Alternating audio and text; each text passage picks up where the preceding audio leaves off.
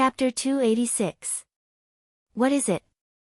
Cheng Yenluo's faint smile made Chu Qingyan shudder. Why did she look like an old witch who was trying to coax a little girl into eating a poisoned apple? Cheng Yenluo naturally did not know what Chu Qingyan was thinking, but she could guess a thing or two from the look on her face. Cheng Yenluo chuckled. It has other uses. She couldn't tell the little girl that it was only fun to tease her. Chu Qingyan could only express her helplessness at Cheng Yenluo's riddle. She thought that if she fought with Ethereal, even Ethereal wouldn't be her match. She was too cunning. Cheng Yenluo tapped her chin. She wondered if the little girl would have a nosebleed when she found out about the use of the redstone fruit. She was looking forward to it. However, no matter how the redstone fruit was used, it was fine as long as it could prolong the effects of the snake kiss venom. However, she had a favor to ask of Cheng Yenluo. Sister Yenluo, Qingyan has a favor to ask, but I don't know if you'll agree. Chu Qingyan was hesitant, but she still asked earnestly. Hearing this, Cheng Yenluo smiled knowingly. Do you want me to go with you to the Jiang Kingdom? Chu Qingyan's eyes lit up slightly as she said without hiding anything, yes, it will take a long time for us to reach the Jiang Kingdom. We will not be able to make it back in time. I hope that you can come with us to the Jiang Kingdom. If anything happens along the way, my highness will have an additional layer of protection. I won't force you, but I sincerely hope that Sister Yenluo can be a good person to the end. Qingyan will be grateful to you for the rest of her life. I'll tell you how to detoxify the poison. If you've gathered all the herbs, just follow the instructions. It doesn't matter if I go or not. Cheng Yenluo leaned against the door and smiled. No, it's very important. No one knows if the snake's venom will mutate. As for His Highness's safety, I want to do my best to ensure it. Furthermore, I believe in you. If you can come with me, I will be more at ease. Chu Qingyan winked at her. Don't you have a doctor? His medical skills are not inferior to mine, Cheng Yenluo said without hesitation. Chu Qingyan knew that she was talking about Ethereal. She rolled her eyes and said, how can Ethereal's medical skills be compared to yours? You were the one who detoxified the snake's kiss poison. You don't have to flatter me. I know what he's capable of. Cheng Yenluo's face turned cold at the thought of that person. Good sister, just agree. Chu Qingyan hugged her arm and said coquettishly. Cheng Yenluo patted her head gently. Just when Chu Qingyan thought that she had succeeded, Cheng Yenluo poured a bucket of cold water on her. Little girl, your coquettish and cute tricks only work on His Highness. I won't fall for it. As soon as she finished speaking, she left. Chu Qingyan stood in the distance and rubbed her nose. Sigh, Ethereal, I've tried my best to fight for you. Unfortunately, Yenluo won't budge. You're on your own now. She turned around and returned to Xiao Su's side. She habitually held his hand and continued her usual nagging. Although she knew that he had no intention of giving up, she still wanted to talk to him. She felt that if she talked to him more, he might be able to wake up sooner instead of sleeping day after day. Big Ice Cube, I've found the redstone fruit, but I'm still missing the ice crystal flower and the love leaf. I don't know where the love leaf is, but I've found the ice crystal flower. It's in the Jiang Kingdom. Although the Jiang Kingdom is far away and I don't know what their situation is like, I won't give up as long as there's a glimmer of hope. There's one more thing. There are so many wolves and tigers in the Imperial Court who want you to die on this trip. In order to prevent any mishaps and bring about a fatal disaster, I acted on my own initiative and concealed our whereabouts. Everything will be decided after you wake up. Chu Qingyan rambled on and recalled what had happened recently. She told him everything in detail. She had heard people say that people who fell into a coma were actually very lonely. If someone could talk to them, they would feel at ease and it would also help their condition. That was why she persevered. Another reason was that ever since she met Xiao Su, she had never talked to him for such a long time.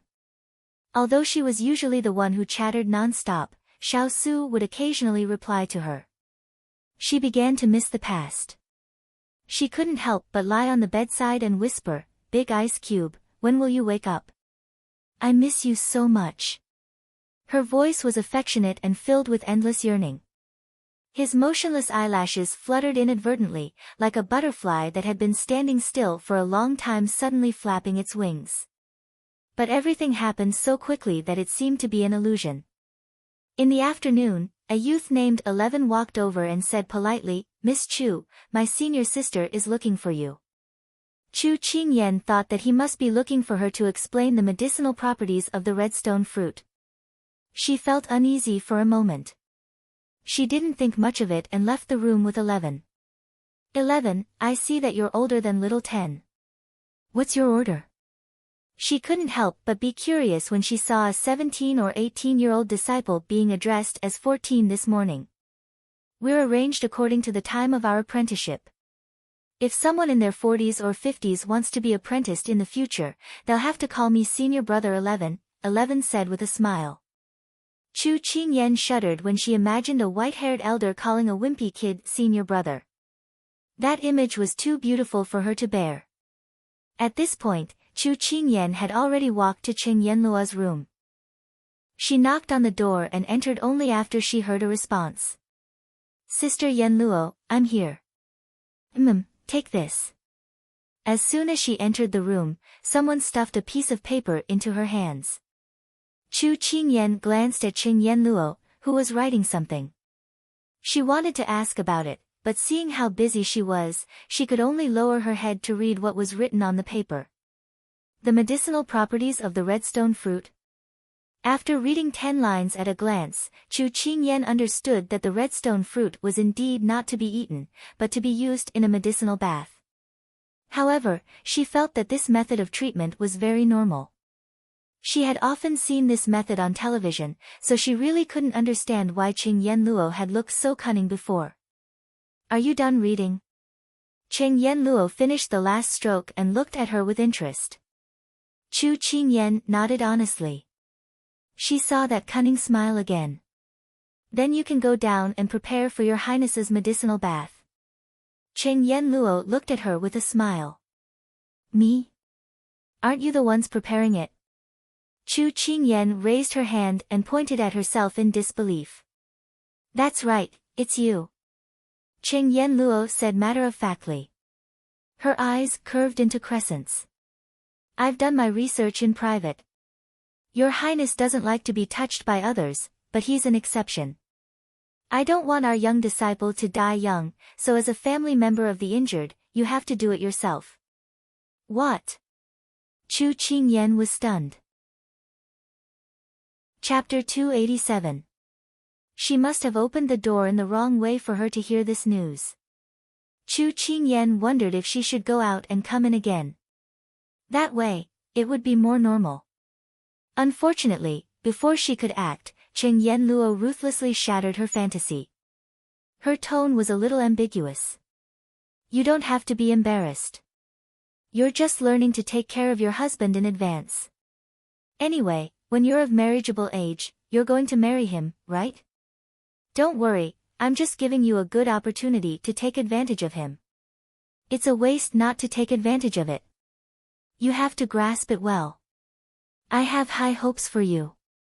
Chu Qingyan felt as if she had been struck by lightning. Why did these words sound so wrong? It sounded like she was a love-struck fool who couldn't wait to take advantage of a good man's innocence. "All right, then I'll leave the important task of taking 3 medicinal baths a day to you." Cheng Yenluo crossed her arms and continued to smile as she made the final decision.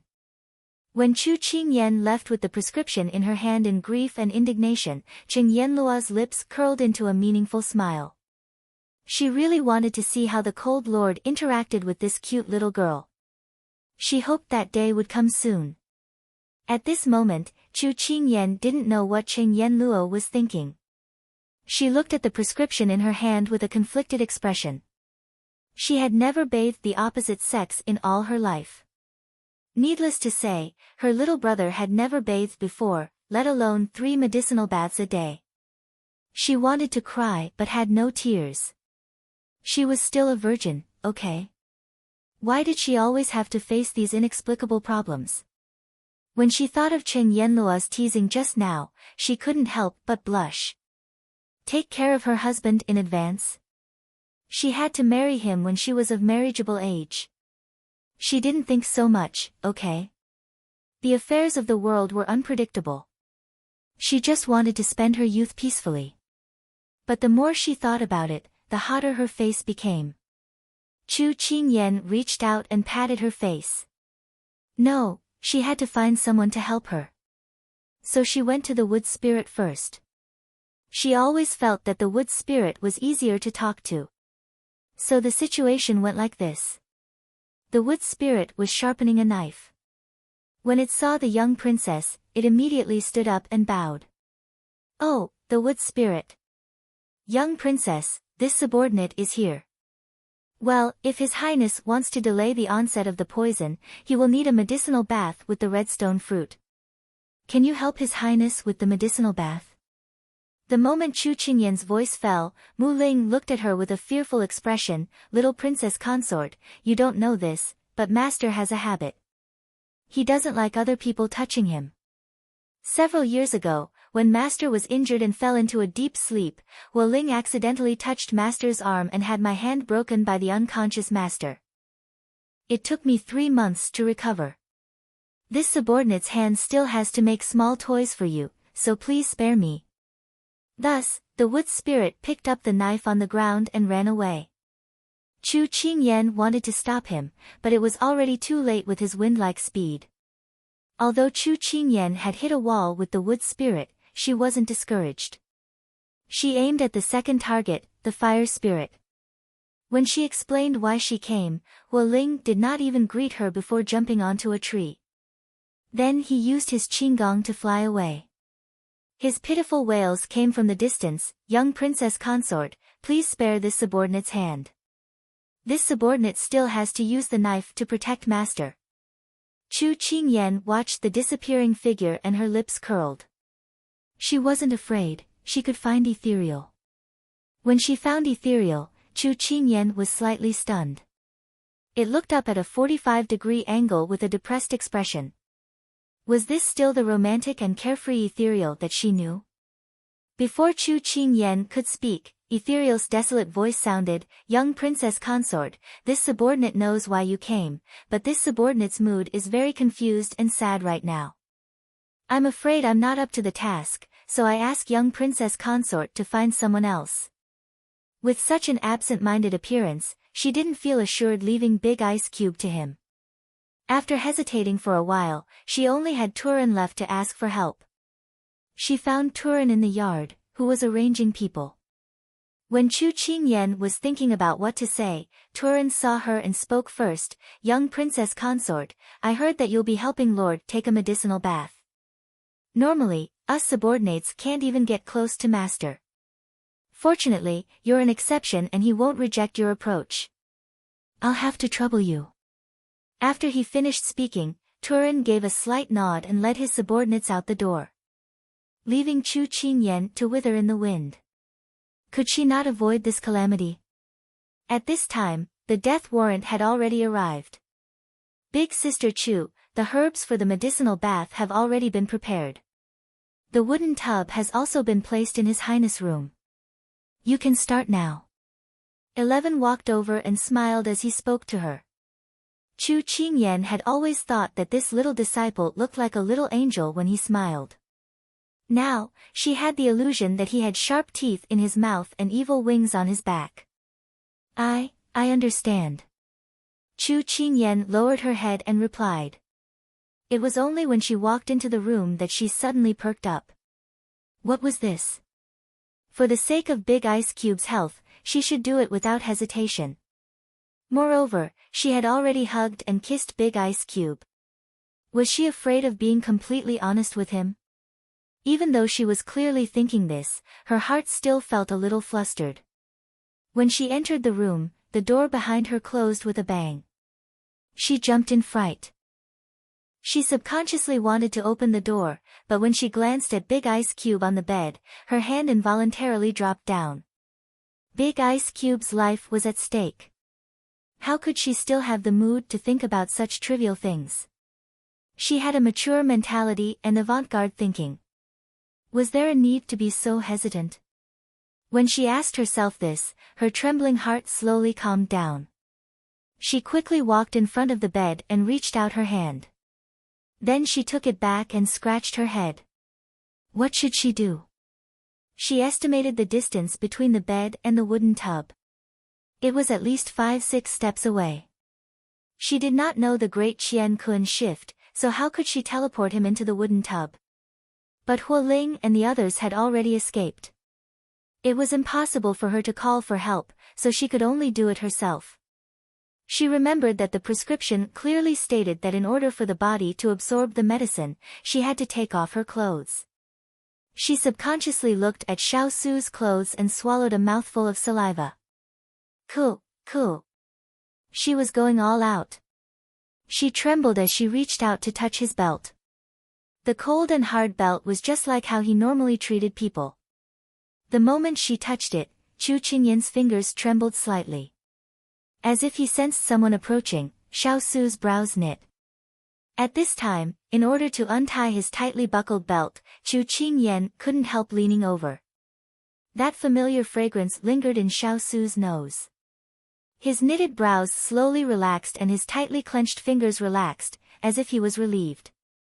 Chu Qingyan did not know that she had just dodged the killing intent of the person below her. She was still struggling with his belt right now. She finally untied his belt with great difficulty. She let out a long sigh of relief before moving on to his outer clothes. Actually, the moment she took off his belt, his clothes had already fallen apart. She could see his exquisite collarbone and... Chapter 288. The moment the neckline loosened. The exquisite collarbone entered her eyes and she suddenly remembered what she had seen on Weibo. In order to prove that one's collarbone was prettier than others, there were coins, lighters, pen covers, and all kinds of other things placed on it. However, if she had coins on hand, she also wanted to try putting them on the big ice cube. Just how much could he take? Not long after this thought appeared, she slapped it away. It's more important to do proper things. When she said this, she choked. When did taking off other people's clothes become proper things? No one would believe it even if she said it. A few black lines appeared on her forehead. And, probably not many people would know about this matter. Low key. She comforted herself as she hung the things in her hands on a shelf on the side. The big ice cube's illness was more important, otherwise the medicine would turn cold, so she had to move quickly. At this time, in the courtyard outside the room, Huoling and Muling were squatting sneakily. Turan was leaning against a tree and Ethereal was standing with his arms crossed. The little princess consort should be starting, right? Huoling's voice was filled with interest. Looking at the time, it's about time. Muling said after counting with her fingers. When the two of them were happily watching, Turan suddenly spoke from the side, "You're not doing proper things and you're slacking off here." Moreover, the doors and windows were tightly shut, so they couldn't see anything. Huoling looked at him and said with a sneer, "Didn't you also come to peep with us? Don't be the pot calling the kettle black." Turan choked and didn't say anything else. At this time, Ethereal shook his head and sighed. "In the past, it was hard for us to even take a single step closer to Master, but now he's treating the little princess consort differently. I feel like our friendship over the past 10 years can't compare to this 1 year of being together." The wood, fire, and earth spirits deeply agreed. Ever since he had the little princess consort, they no longer existed in Master's eyes. If Chu Qingyan knew what they were thinking, she would definitely reply like this. She would say that without her, they wouldn't exist in the big ice cube's eyes. The wood, earth, fire, and space spirits felt like their knees had been pierced by an arrow. At this time, a head came over. How is it? What step are you at?" Huoling casually replied, "He's probably changing his clothes." "No way, I clearly told the little girl not to wear clothes." As soon as he finished speaking, the four of them turned to look at the person who had suddenly appeared. Ethereal could not help but ask, "Since when do we need to take off all our clothes in the medicinal bath?" Cheng Yenluo could not be bothered to look at him. "My rules." The three spirits of wood, fire, and earth suddenly felt that their little princess had been cheated so miserably. No, it was their master. Chu Qingyan, who was in the room, naturally did not know what was happening outside. At this time, she helped Xiao Su to lean against the bed wall and took off the heavy coat. After taking off her outerwear, she was only left with her underwear. His pure white underwear contrasted with his pale cheeks, making him look even weaker. Her heart ached for him. She had always been strong enough to make her feel at ease, but now she had become so fragile. She closed her eyes and raised her hand to wipe away the tears at the corner of her eyes. Because of his sitting posture, his head was slightly tilted, and his expression was very innocent. Chu Qingyan was a little hesitant to take off his underwear. In the end, she gritted her teeth and in a spurt of energy, she closed her eyes and opened the underwear. Because of his arm, she gently lifted his left hand. After safely passing through, she lifted his right hand. Finally, she took off his shirt. She was about to put down his right arm, but because of gravity, he slid down the bed wall. Chu Qingyan felt his movements and did not care about anything else. She immediately reached out to stop him, and Xiao Su's entire body fell into her chest. Because his head was made of bones, Chu Qingyan felt her chest being heavily hit. She almost cried out, but she bit her lip to stop herself. She had no choice but to open her eyes and reach out to hold his shoulder.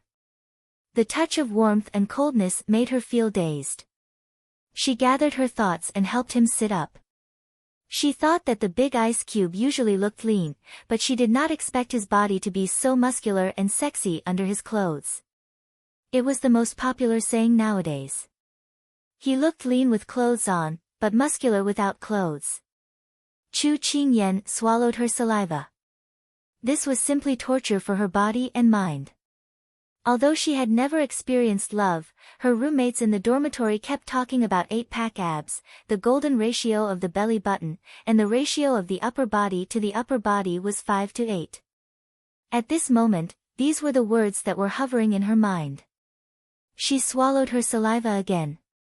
She felt that the big ice cube fit all of these descriptions. If her unscrupulous roommates saw this scene, they would probably turn into wolves and pounce on him. Fortunately, she had good self-control. She patted her chest and looked away. Then, she retracted her gaze and looked straight ahead. Her mission was to help Big Ice Cube take a medicinal bath, not to admire beautiful men. After cheering him on, she was conflicted again. How should she take off the Big Ice Cube's pants? His upper body was fine, but she really did not have the courage to take off his lower body. However, Sister Yenluo had said that in order to maximize the medicinal bath's effect, she had to do this. Chu Qingyan stretched out her hands for a long time before slowly taking off his pants. Cough, cough. There was still a pair of underwear underneath. She would just ignore it for now. She had to put him in the wooden tub first. Chu Qingyan gestured with her hands. She lifted one of his arms and fixed it on her shoulder. Then, she said, "Big Ice Cube, be careful. I'm going to help you up." She did not intend to hear his reply. He was already unconscious, so he probably did not know anything. Hence, she got ready to stand up. However, when she exerted her strength, she fell heavily on the bed. Fortunately, she bumped her head against his body. It was really painful. If I wasn't a 10-year-old, I wouldn't have a problem lifting the big ice cube up, right? She whimpered. Indeed, there was a huge difference in strength between a man and a woman. However, she did not dare to delay. Even if she went out to seek help, no one would care about her. She regained her composure. Gritting her teeth, she supported his waist with one hand and held his hand with the other. She used all her strength to help him up from the bed. However, she did not dare to think too much at this moment. After she steadied herself, she began to walk towards the wooden tub with difficulty. Every step was very strenuous. Not only did she have to bear all his weight, but she also had to overcome his slipping body at any moment. Although the big ice cube had been unconscious for the past few days, she had only given him a simple wipe. She had not bathed him. However, after so many days, there was no smell on him at all. He still smelled so good. Oh, he smelled so good. Smelled so good. Something was flowing out of her nose. Why was it so itchy? Chu Qingyan lowered her head. A drop of blood fell to the ground and shattered into a flower. Bastard! She was actually having a nosebleed. Why was she having a nosebleed? In an instant, she felt dizzy. Sigh. It must be because she had not rested well recently.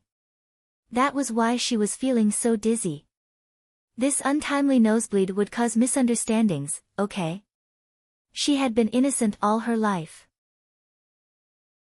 Chapter 289. Her eyes seemed to be playing tricks on her. She shook her head. Her head felt heavy. She didn't know why, but she felt that her head was burning. Her head was heavy, and she really wanted to sleep. If she had a pillow, she would probably fall asleep. Could it be that she had this strange feeling because she saw Big Ice Cube's body? That couldn't be right. However, she couldn't care so much at this moment. The most important thing was to help Big Ice Cube inside. Because she had to support Xiaosu's entire body, she couldn't look down. She didn't see the water that the child had spilled on the ground when he brought it in. By the time she stepped on it, it was too late to realize that something was wrong. Because her foot had already slipped, she lost her balance and fell in Xiaosu's direction. She widened her eyes in fright. No, Big Ice Cube was injured, and the bones of people in winter were weaker than in other seasons. If he fell like this, it would be one disaster after another for Big Ice Cube, adding injuries on top of injuries. In the blink of an eye, she used all her strength to adjust their positions. Suddenly, she recalled the time when she had blocked the arrow for him to save Big Ice Cube, but he had leaned over her at the last moment. Tears welled up in her eyes. She didn't expect that the unfinished business back then would be fulfilled now. At that time, she wondered if Big Ice Cube would have a chance to avoid it if she hadn't jumped over. But in the end, Ethereal told herself that Big Ice Cube couldn't avoid it. At that time, Big Ice Cube couldn't split himself and didn't have any strength left. However, he suddenly exploded with power and pulled her down. It was enough to see that he treated her well and couldn't bear to see her get hurt. Back then, he said that he wouldn't let her get hurt again, and he really kept his promise. He was such a person who had a sense of responsibility. When she fell heavily on the ground, she didn't immediately feel any pain.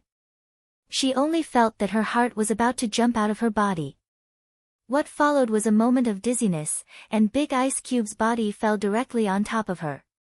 In order to avoid touching his wound in a hurry, she only dared to reach out and grab his arm. It was with this pull that Xiaosu's face coincidentally touched hers.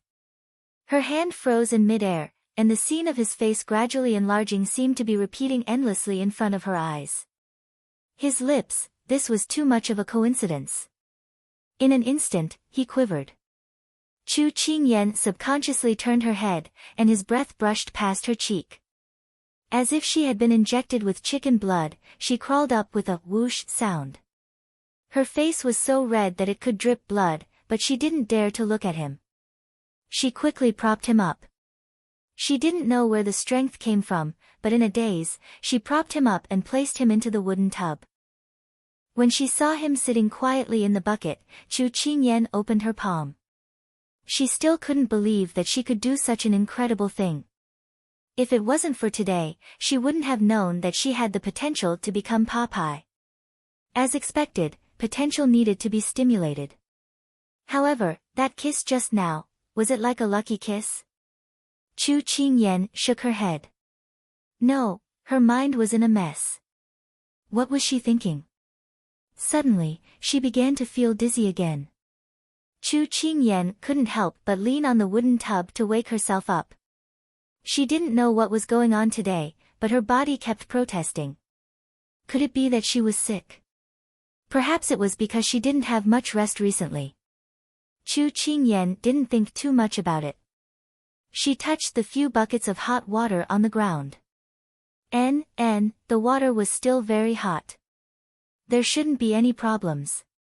Although Chu Qingyan felt that she had tossed around for a long time and wasted a lot of time, in fact, only a cup of tea's worth of time had passed. Because she was anxious and nervous, she felt that time was very long. Chu Qingyan didn't hesitate. She lifted the bucket and poured the water into the wooden tub. There were 3 or 4 buckets of hot water in the room. She poured one bucket after another, not daring to stop for fear that the water would turn cold.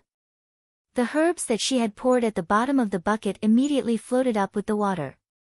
When it almost reached Xiao Su's chest, she stopped. Because there was an arrow wound on Big Ice Cube's chest that hadn't formed a scab yet and couldn't come into contact with water, Chu Qingyan carefully avoided the gauze. But at this time, Chu Qingyan saw the black hair that poured over Xiao Su's shoulders.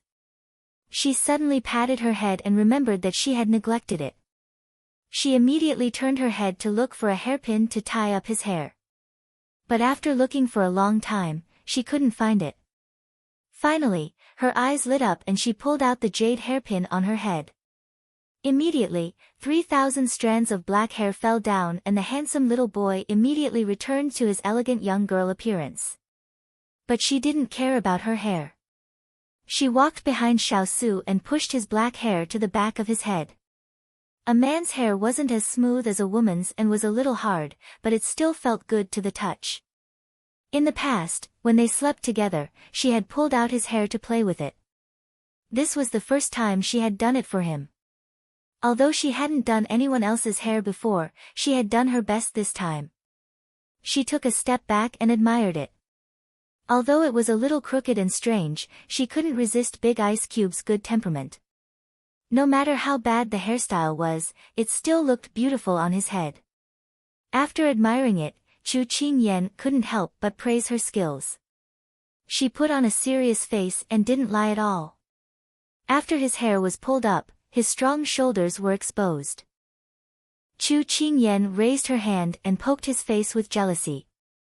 She said softly, "Your skin is so good. As a woman, I'm not convinced." But no matter how she tossed and turned, the person sitting peacefully in the water didn't react at all. Chu Qingyan withdrew her hand. She remembered Yen Luo's words. After a quarter of an hour in the water, the redstone fruit could be cut open and the fruit inside could be pulled into the water. She immediately turned around to look for a dagger and took the redstone fruit from the tray. When she turned around, a hazy smoke rose. It seemed like she was admiring it through the thin smoke and faint fog. No. She had already sprayed it once. She coughed softly. This really wasn't a very good experience. Fortunately, no one noticed. But when she walked back to the wooden tub, she suddenly remembered that Big Ice Cube's underwear hadn't been taken off yet. It seemed that soaking in the water didn't affect the absorption of the herbs. But at that time, Yen Luo had repeatedly reminded her not to forget this part. She scratched her head. Should she take it off? But, why did she feel that Yen Luo's expression at that time was a little, wretched? No, she must have seen wrongly. Yen Luo was a straightforward person. She wouldn't lie to her about this kind of thing. Forget it. She would rather kill 3,000 innocents than let one go. Chu Qingyan put down the dagger and redstone fruit in her hand and rolled up her sleeves to prevent them from getting wet. At this time, the herbs were floating on the water. There were flowers and leaves. In short, they were densely packed and covered the bottom of the water. But she could still vaguely see the white underwear underneath. Chapter 290. Before her hand was about to enter the water, she looked at the person in front of her worriedly. Then she pretended to be relaxed as she said, "Big Ice Cube, everything is according to authority. Cough, cough, I believe that you won't mind. Also, I guarantee that my eyes will be closed the entire time. I won't see anything that I shouldn't see. Cough, cough, so I'm going to start." Chu Qingyan tried to sound him out. Seeing that the person in the water didn't react at all, she let out a sigh of relief. Then she pulled up the sleeve that had slipped down her arm again and reached into the water. When she entered the water, she created a small splash. At first, the medicinal herbs scattered with the ripples, but soon, they were attracted by her movements and gathered around her arm. She felt itchy on her arm, but she didn't dare to scratch it. In her hazy state, she felt his body shrink back. Chu Qingyan hesitantly raised her head to look at him, but his eyes were still tightly shut, so she continued. After finding the belt with great difficulty, Chu Qingyan was delighted. She found the knot and pulled it slightly. However, once she was happy, tragedy followed. She accidentally turned the slip knot into a dead knot. Then it was another fierce struggle. When she finally untied it, her forehead was already covered in sweat. She swallowed a mouthful of saliva and used the buoyancy of the water to complete the last step. This action seemed to be more tiring than holding 20 caddies of water and squatting for 4 hours in a horse stance. Until she held his pants in her hand, Chu Qingyan still couldn't believe that she had completed such a difficult action. Her potential was limitless. But she felt that it was better not to do this a second time. However, Chu Qingyan forgot that what was taken off had to be returned. Many years later, a certain man was lying on the couch, looking at the person beneath him. He smiled and replied, "This prince remembers that you were the one who took off my clothes during the medicinal bath. I should repay you for saving my life. Tell me, where should this prince start from?" "Don't worry, this prince is very democratic." Moreover, she forgot that what was taken off had to be put back on sooner or later. As she raised her arm, those herbs filled the hole again, densely covering the entire surface of the water. Chu Qingyan casually wiped the sweat off her face, then continued what she hadn't done. She carefully cut open the red stone fruit and realized that there were small, sparkling and translucent grains inside. They were very small and cute. Admiring them was one thing, but Chu Qingyan quickly broke them into the water. Following that, the red stone fruit was added, and the water quickly turned red. Chu Qingyan's lips. The red color that spread out on the water, it made her think of tomato and egg drop soup. Cheng Yenluo had told her that she could change the water once the red color entered her body and gradually lightened. However, she couldn't guarantee how long it would take to absorb the red color, as it depended on the person's physique. Therefore, her current task was to keep an eye on Aqua Rose. Once the red color disappeared, it was time to change the water and add medicine.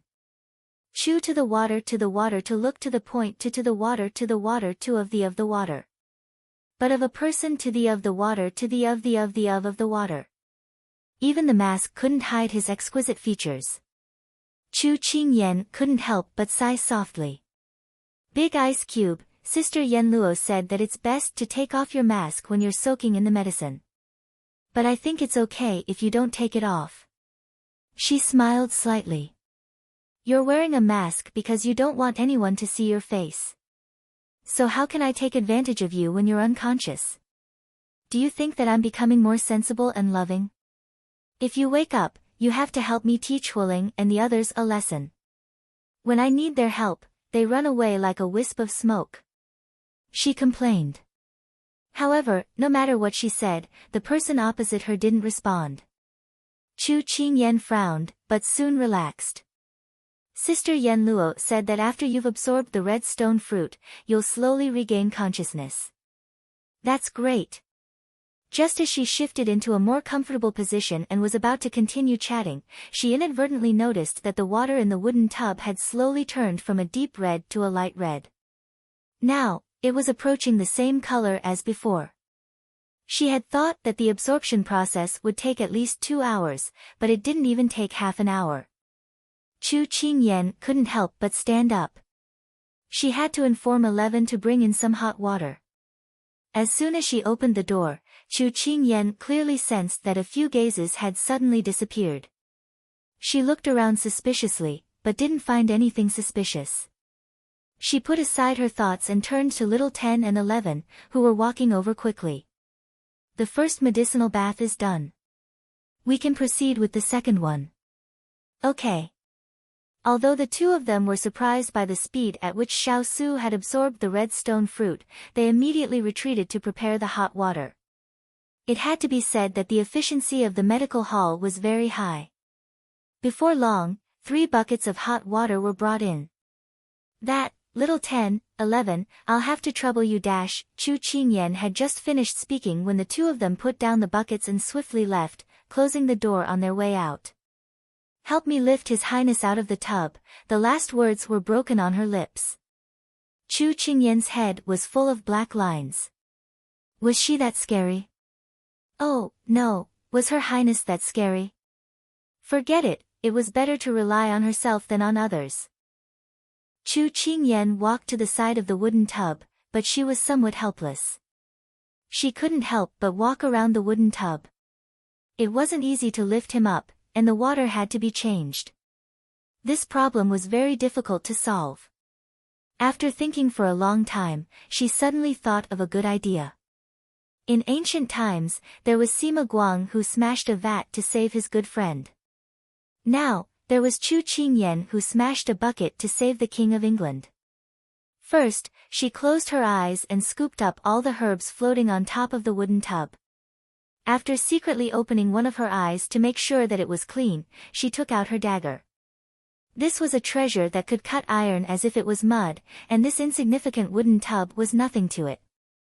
She gestured at the location and fiercely stabbed it, piercing through the wooden tub. The water immediately seeped out. Then, like peeling a fruit, she drew a circle and pulled it out. The chestnut-sized hole was completed. Soon, the water rushed out of the hole. In the blink of an eye, there was nothing left. Chu Qingyan cut a piece of cloth and wrapped it around the dug-out piece of wood. Then, she stuffed the cloth into the hole to make sure that it wouldn't fall out. Only then did she lift the bucket of hot water by her feet and pour it into the wooden tub. After filling the tub to the brim, she also scattered all the herbs in the basket into the water. Then, she broke a third of the red stone fruit into the tub. Yen Luo said that the absorption speed would be slower each time, so the second time did take a little longer than the first time. But in fact, it wasn't that long. She pulled out the wooden plug, continued to fill the tub, and continued to pour water.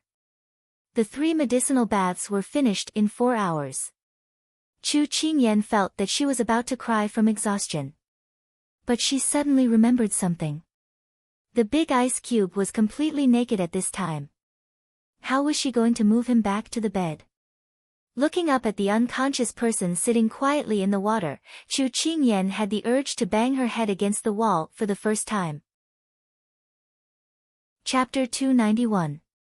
Cough cough, just as she was hesitating, the water had gradually turned cold. She couldn't delay any longer.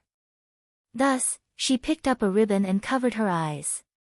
Then she held the hand of the person in the tub and used the buoyancy of the water to pull him up and move him out of the wooden tub. The moment Chu Qingyan covered her eyes, the person who had his eyes closed slowly opened his eyes. His gaze was filled with disbelief, emotion, pity, and love. He reached out to hold onto the wooden tub and moved himself out of the wooden tub without a trace. Chu Qingyan felt that this move seemed to be much easier than the last time.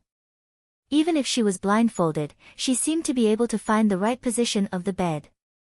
After placing the person on the bed, Chu Qingyan didn't dare to take off the ribbon immediately. Instead, she picked up a set of clean clothes that was placed beside the bed and prepared to help Big Ice change into them. Xiao Su's gaze never left her. Watching her use all her strength to support him, watching her stupidly fumble around, and watching her clumsily help him put on his clothes, it would be a lie to say that he wasn't moved. She was blindfolded with the ribbon covering her pair of bright and clear eyes. The wide ribbon made her face look even more petite.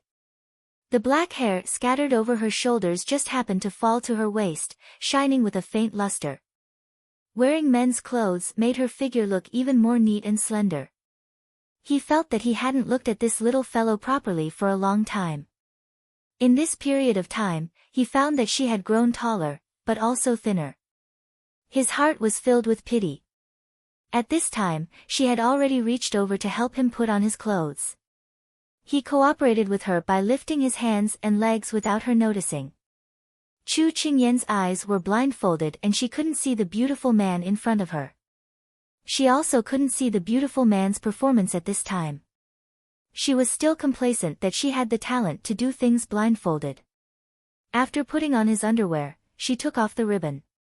When her eyes saw the light of day again, Xiao Su had already closed his eyes again. Chu Qingyan quickly helped him put on the rest of his clothes and then covered him with the thick blanket. It was a success. She felt tired all her life.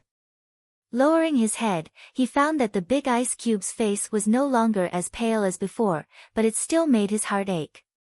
Big Ice Cube, the medicinal bath was very successful.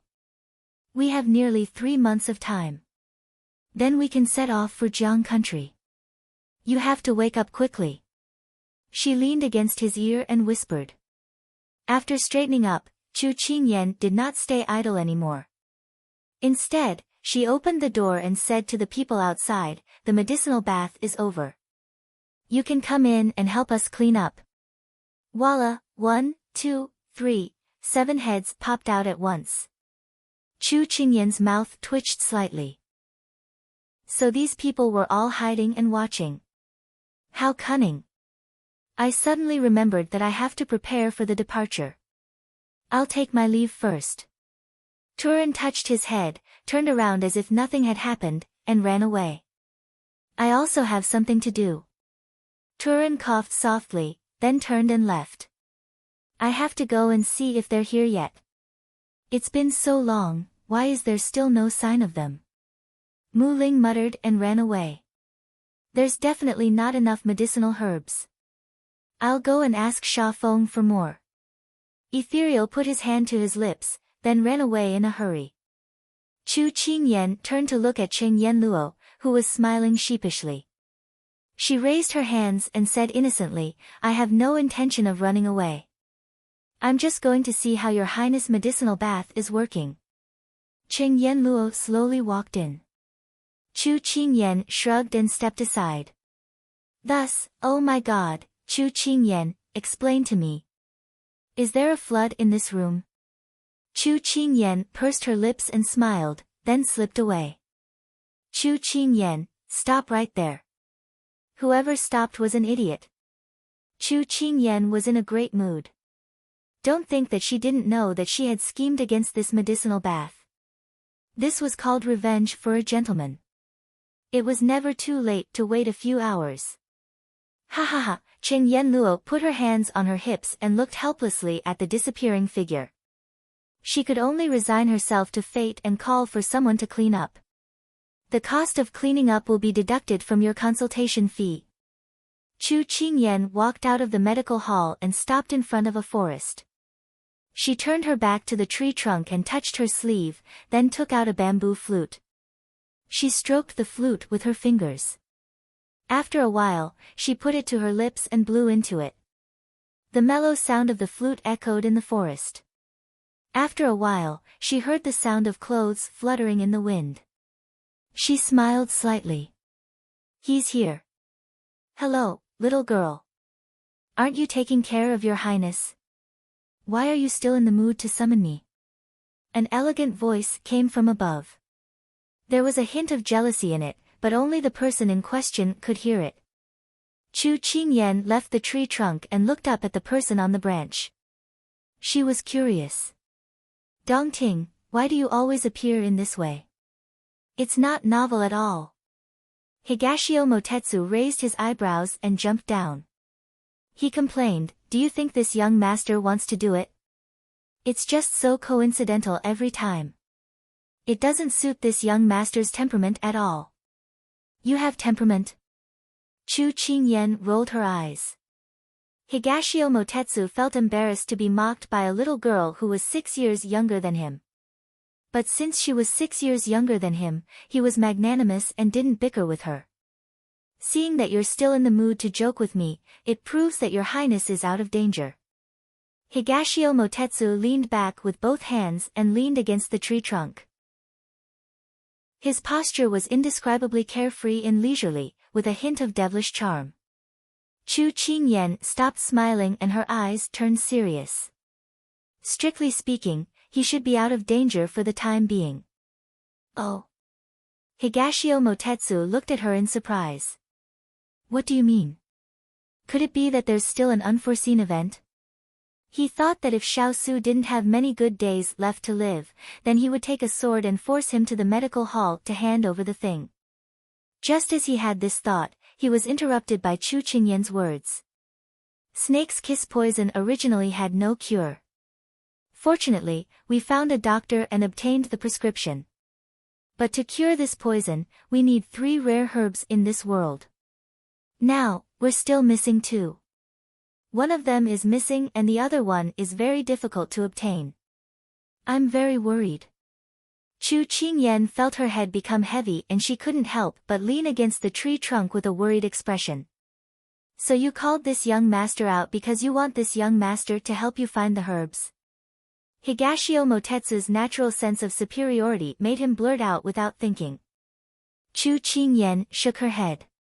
I wanted to say goodbye to you because I'll be leaving here in a few days to look for herbs. Higashio Motetsu was slightly stunned that she didn't forget to say goodbye to him before leaving. He put away his playful expression. Then how did you know that I would be here? Chu Qingyan curved her lips but didn't answer. Should he ask her why? She also couldn't explain it clearly. Perhaps she had some suspicions in her heart, but she also had some expectations. Seeing that she didn't answer, Higashio Motetsu changed the topic. What herbs are you missing? Love grass, I still don't know where it is. As she spoke, her voice became softer. Higashio Motetsu felt that something was wrong. He turned his head and saw that small figure slowly sliding down the tree trunk. Little girl. Chapter 292. When Chu Qingyan fell, Higashio Motetsu was very surprised. He hurriedly reached out to grab her arm, and the scalding heat made him slightly startled. Without any hesitation, he pulled her into his embrace. In an instant, it was as if he was holding a fireball in his arms. Higashio Motetsu immediately raised his hand to her forehead. It was very hot. She was having a fever. What was going on? Why did she suddenly have a high fever? He suddenly remembered that she had been running in the rain for so long and had to take care of Xiaosu. He suddenly understood. When Higashio Motetsu retracted his hand, he touched her sleeve. It was wet and cold. He was a little surprised. How did she get wet? He immediately shook the person in his arms and patted her face. Little girl, wake up. You can't fall asleep like this. At this time, the sun was already setting in the west. Winter nights always came earlier than other seasons. Once night came, the forest would be even colder. The little girl would definitely not be able to take it. However, no matter how he called out, the person in his arms did not respond. Zimo, come out for this young master. Higashio Motetsu roared. Xuanqi Zimo answered and appeared. Master, why are you looking for this subordinate? The little girl has a high fever. What should we do? Higashio Motetsu immediately asked. It's very simple. Let the fever go down first. Xuanqi Zimo looked at him as if his master was an idiot. Higashio Motetsu resisted the cross on his forehead. This young master also knows that the fever should go down first, but this young master is asking how to do it. Is your brain filled with paste? Xuanqi Zimo immediately looked at his master with a serious face. Just when Higashio Motetsu thought that he had some brilliant idea, he said with some difficulty, Master, this subordinate is not good at medicine, so I don't know. Higashio Motetsu gave him a cold look. If you don't know, then say so earlier. After saying that, Higashio Motetsu called out to her again. Unfortunately, there was no response at all. What should we do now? Why is it getting hotter? After being scolded, Xuanqi Zimo quickly came up with an idea. Master, although we don't know how to reduce the fever, there is someone who can. Didn't Miss Chu stay in the medical hall before? These words made Higashio Motetsu's eyes lit up. That's right. Xiao Su is also there. He was the one who took care of the little girl before. He has experience in taking care of children. Although he did not understand why, he did not to mention, he was the only person who had experience. As long as he could, he had a hot potato, he would have a way to treat the little girl's treatment. Thinking Zimo Motetsu, and Zimo. When Zimo saw. At this time, the sky was already dark. It was winter, so the medical hall was closed for the day. Higashio Motetsu placed Zimo on the ground in front of the door. After hesitating for a moment, he took off his cloak and laid it on the ground. He then moved Zimo onto it, saying, I must have owed you in my previous life. Otherwise, this young master would have been served by others my entire life. I've never served anyone so carefully and gently. The corner of Zimo's mouth twitched. His master was really a god who could lie through his teeth. How could his actions be considered gentle? If Miss Chu woke up now, she would probably give him a good beating. Higashio Motetsu picked up a stone and threw it at the wooden door. Let's go. The two of them had just left when the door opened. Who is it?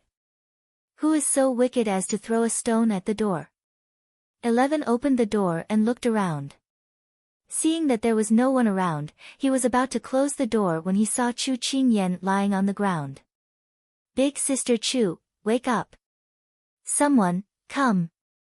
Seeing that she did not wake up, 11 immediately shouted. Someone quickly came out and hurriedly carried Zimo inside. Xuanqi Zimo glanced at his master, who was standing in the corner. Actually, his master was also very concerned about Miss Chu. Seeing that they had been discovered, Higashio Motetsu smoothed out the creases on his sleeves, then said to the people beside him, all right, let's go. Little girl, we'll meet again in the future. At this moment, Xiao Su was lying on the bed. His eyes, which had been tightly shut for the past few days, had finally opened. He was still a little shocked by everything that the little girl had done for him today. Why didn't he tell her that he was awake? It was probably because he was afraid that she would feel awkward and shy. In the book of parenting, it was written that children after the age of 10 were more emotional, shy, and independent. Thus, in order to prevent her from feeling uncomfortable, he had not woken up at that time. However, it was also because of this that he had the opportunity to see another side of her. Smart, sly, and steady. She had already grown a lot along the way, even when he wasn't paying attention. He had not noticed when he was not paying attention. Moreover, since no one had noticed that he had woken up, he had the time to sort out the things that had happened recently. He still remembered the words that the little girl had said to him. If you survive this crisis, then your life is mine. If I tell you to go west, then you're not allowed to go east. If I tell you to put down those so-called responsibilities, then you're not allowed to shoulder them. Otherwise, I won't be polite to you. If he could live a lifetime for himself, he would be willing. However, he did not know why the little girl had not returned. He did not know where she had run off to. At this moment, the door was pushed open. Xiao Su turned his head at the sound, but when he saw who it was, the faint light in his eyes disappeared. Cheng Yen Luo looked at the person on the bed and teased, what's wrong? When you realized that I wasn't the person you wanted to see, you put on a cold face. Can't you see that I'm your savior? Be careful, or I'll make you come in on a stretcher and leave on a stretcher. Nice to meet you, Miss Cheng. Xiao Su ignored the sarcasm in her words. You actually know me? Cheng Yen Luo was a little surprised, but she soon found the reason. Perhaps the little girl had often nagged him when he was unconscious. Xiao Su did not deny it. Seeing him so gloomy, Qing Yanluo began to wonder how he got along with the little lass. She had come here to look for the little lass, but the little lass was not around. She turned around and wanted to leave. Moreover, this person was someone she disliked. She did not want to stay in the same room with him. Miss Cheng, if Ethereal had offended you in any way, I apologize on his behalf. If I had unintentionally offended Miss Cheng, I'm very sorry. An indifferent voice sounded behind her. The apology in his voice was indeed hard to ignore. His words surprised Qing Yanluo. She turned to look at the person on the bed in disbelief. She had heard that the King of England was a man of his word. He was cold-blooded and heartless. Why would he apologize to someone? It was scarier than the sun rising in the west. Xiao Su didn't care about Qing Yanluo's mood at the moment. The thing that the little girl mentioned the most to him was about Kong Ling and her, so much so that he had blurted it out without thinking. It seemed that he had been influenced by the little girl. At this moment, there was a rush of footsteps. Senior sister, Sister Chu has fainted. Chapter 293. Xiao Su immediately sat up when he heard that the little fellow had a high fever, despite his injuries. Qing Yanluo said to the outside, "Bring her to the West Wing ward. I'll go take a look." As soon as he said this, Xiao Su immediately objected. "Bring him into this room." Qing Yanluo was about to retort when she saw Turin carrying Chu Qingyan quickly walking towards them. She frowned but didn't say anything. She immediately followed them into the room. Xiao Su had already stepped forward to take Chu Qingyan the moment Turin entered the room. He could feel her burning body the moment he touched her. His gaze was cold as he immediately carried her to the bed. He raised his hand to touch her little face. It was pale and bloodless. She was no longer as lively as before. His heart wrenched. "Your Highness, let me take the little girl's pulse first." Qing Yanluo immediately stepped forward. Hearing this, Xiao Su stepped back to give her some space. Qing Yanluo sat on the bed and took her pulse. Suddenly, she frowned. The cold has invaded her body for more than a day or two. It has accumulated to the point that she has a high fever. She should have felt dizzy before this, but the little girl didn't say anything. Qing Yanluo couldn't help but look at the person beside her. It seems that she didn't care about her own body in order to take care of you. Perhaps she didn't care at all. After you took the medicinal bath, she relaxed and fell ill. Xiao Su remained silent and didn't reply. His gaze was fixed on the person on the bed. Qing Yanluo turned to look at Chu Qingyan. "I'll prescribe some medicine for her first. Let's see if the fever will subside tonight. If it doesn't, what if it doesn't subside?" Xiao Su frowned and looked at her. Qing Yanluo sighed. At her age, if the fever isn't treated properly, it will affect her development in the future. For example, her intelligence. Qing Yanluo didn't say it clearly, but everyone present was Ling Long's people. How could they not know what she meant? If the fever didn't subside, then Chu Qingyan would most likely become a fool. Xiao Su closed his eyes. When he opened them again, his entire body was as cold as ice. "Go and boil the medicine first. Her fever must be brought down by tonight." Qing Yanluo didn't like it when others spoke to her in a commanding tone. However, she wasn't bothered by it at all. I'll get someone to arrange Qingyan's room first." Qing Yanluo stood up and said. "No need. She's with this prince," said Xiao Su without even thinking about it. When Qing Yanluo saw that there was nothing unusual in the room, she understood what was going on. She did not want to waste time on this issue. Instead, she said to Turin and the others before she left, "The patient needs fresh air now. You'd better leave first." Tu Ling and the others glanced at their master. After receiving his permission, they retreated. The door closed, and the room fell silent. Xiaosu sat down and raised his hand to brush the hair in front of the little fellow's forehead, revealing her full and smooth forehead. He gently stroked her hair. The scorching heat rubbed against his fingertips. He held her cold fingertips tenderly, trying to warm her up. "Little fellow, don't be afraid. This prince won't let you become a fool," he said softly. What he got in response was a painful moan. Xiaosu's brows were tightly knitted, and he couldn't calm them down. At this moment, little 10 came in with a basin of water, and 11 came in with a bowl of medicine. Little 10 said, "Your Highness, my senior sister said that she'll rub a cloth and stick it on big sister Chu's forehead to help her reduce her fever." 11 continued, "This is the medicine my senior sister asked me to boil. She needs to drink it while it's hot. Put it down." Xiaosu raised his hand and ordered. Little 10 and 11 looked at each other.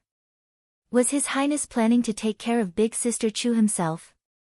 An injured patient taking care of a sick patient?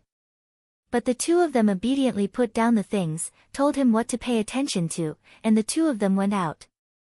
Xiaosu got up and took the bowl of medicine. He lifted her up and hugged her to his chest. Then he put the bowl close to her lips, and then he lifted her chin with his finger. She cooperatively opened her mouth slightly and drank the medicine. This was the experience he had from taking care of the little fellow before, and now it was easy to use. If Chu Qingyan saw this scene, she would probably vomit blood in anger.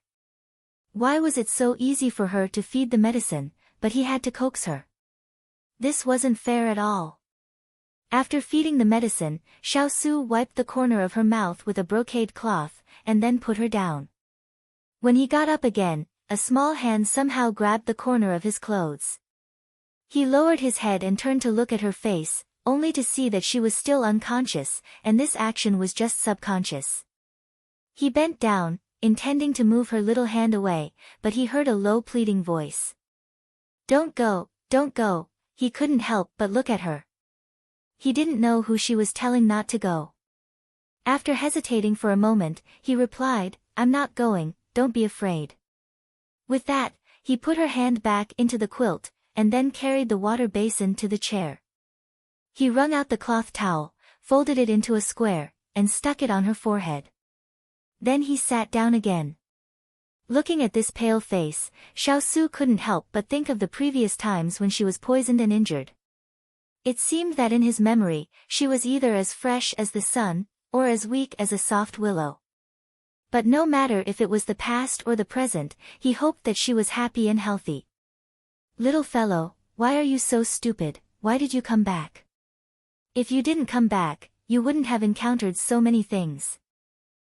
A person, in his childhood, encountered something, and it was destined that his memories of his youth would be filled with color.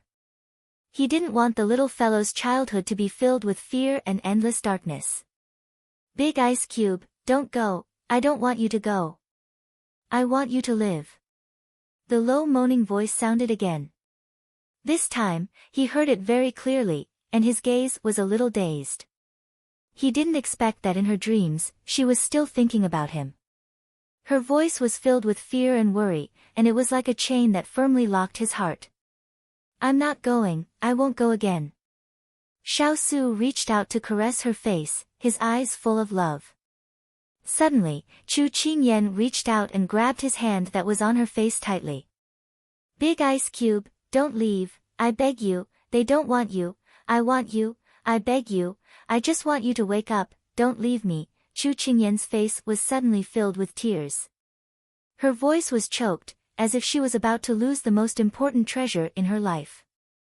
The hand that was touching her cheek was stained with her hot tears.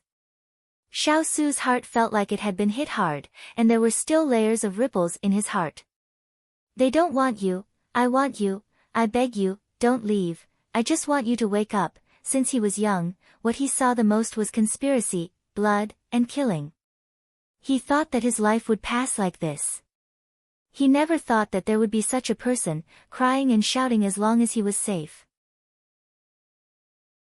Chapter 294.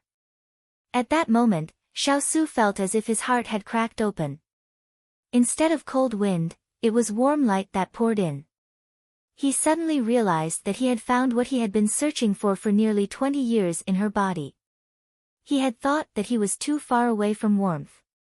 However, she did not expect to see a warmth that she had never experienced before in this little fellow. "Little fellow, wake up quickly if you don't want me to leave." Xiaosu held her hand tightly, suppressing the bitterness and worry in his throat. If God had finally let him go after torturing him for so many years, he would not take her away. Since she was already here, he would not allow her to leave. Chu Qingyan seemed to have sensed a familiar aura around her. Slowly, she stopped sobbing and fell into a coma again. Her fever had yet to subside. 2 hours later, Cheng Yanluo came in to check on her. She found that the fever had not subsided. Instead, it seemed to be increasing in temperature. She immediately changed the medicine and instructed Xiaosu to feed her. Xiaosu held her pale little hand and agreed. Before Cheng Yanluo left, she saw a hint of pain in Xiaosu's calm eyes. She could not help but sigh in her heart. He was also a man with a hard life. Forget it. She would write off all the resentment she had against him. After all, he was only an indirect factor back then. If she really wanted to blame someone, she could only blame fate and fate. She turned to leave, only to see a man looking at her in the moonlight. Cheng Yanluo pretended not to see him and was about to walk past him. "Xiao Yan, I'm sorry," Ethereal said, bowing his head. Cheng Yanluo closed her eyes. She had waited 6 years for this apology, but it was too late. Because her heart was already tired. How could she let a heart riddled with holes wait for a relationship that had yet to blossom? She didn't stop walking, forcing herself not to look back. "Murong-ju, if I could choose, I would rather not have met you." The moment the cold wind blew, Ethereal clenched his hands. He wanted to stop her, but he knew clearly in his heart that Xiao Yan hated him. Xiao Yan's hatred for him had been engraved into her bones. No matter what he said, she would never forgive herself. However, if there was hatred, then it was fine. If there was no hatred, then it would be the most despairing. On a moonlit night, who would be happy and who would be sad? No one knows. Who would pity her if she were to be given the winter wind and the cold moon? After Xiaosu fed her the second bowl of medicine, Chu Qingyan's body temperature began to show signs of subsiding. However, he remembered Cheng Yanluo's instructions. She had used a strong medicine for this prescription, and she couldn't guarantee that it wouldn't relapse in the middle of the night. She had asked him to be careful. The sleeping person did not wake up. Time passed bit by bit, but it made people wait anxiously. He suddenly thought, when he was in a coma these days, was the little fellow also worried about him like this? He was a little regretful.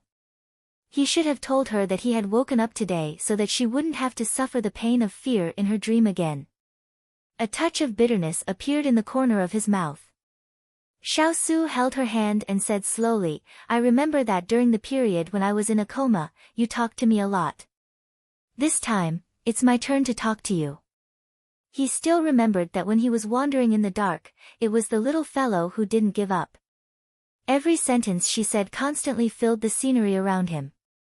Every time he was ready to leave, it was her cries, her reluctance, and her regret.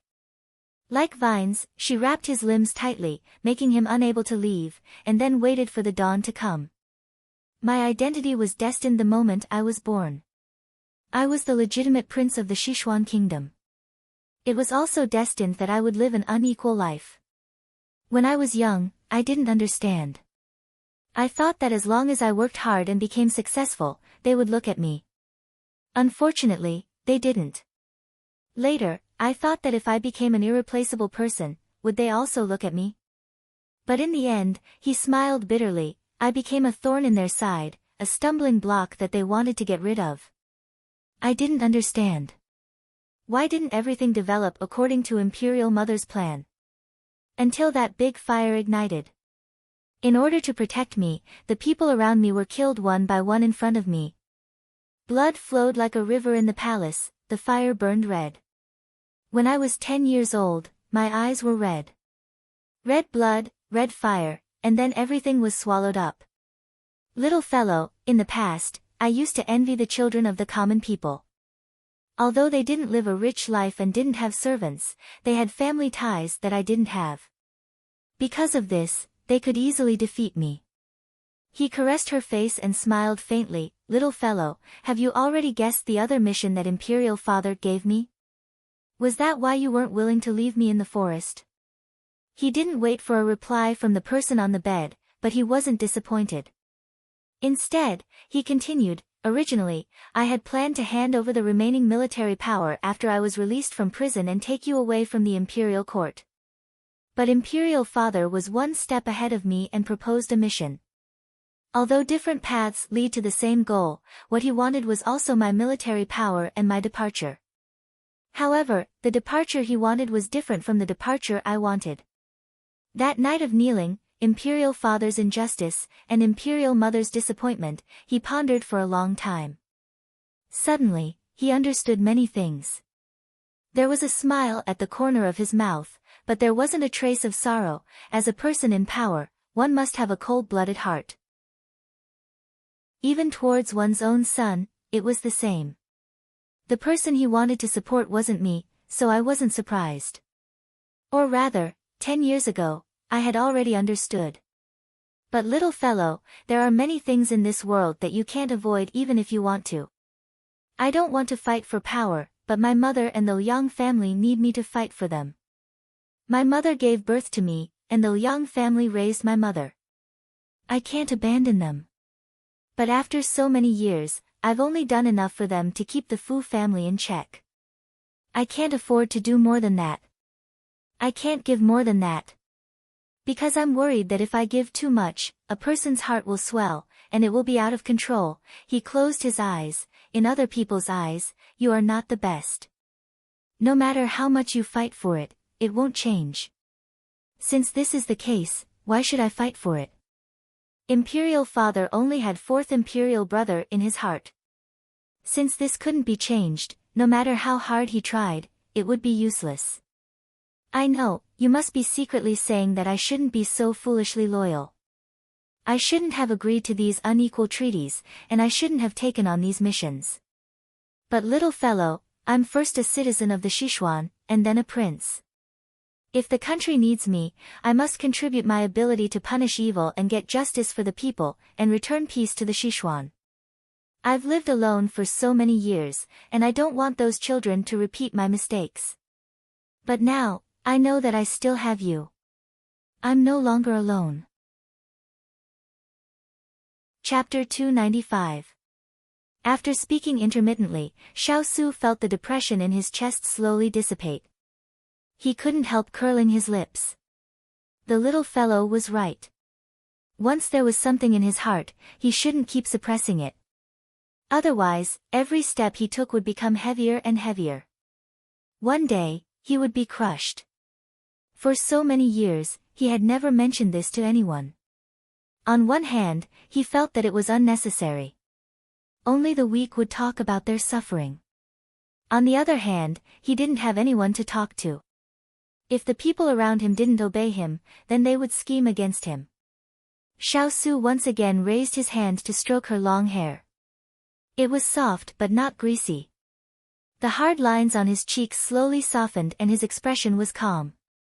Little fellow, if you can wake up, this king will grant you a wish.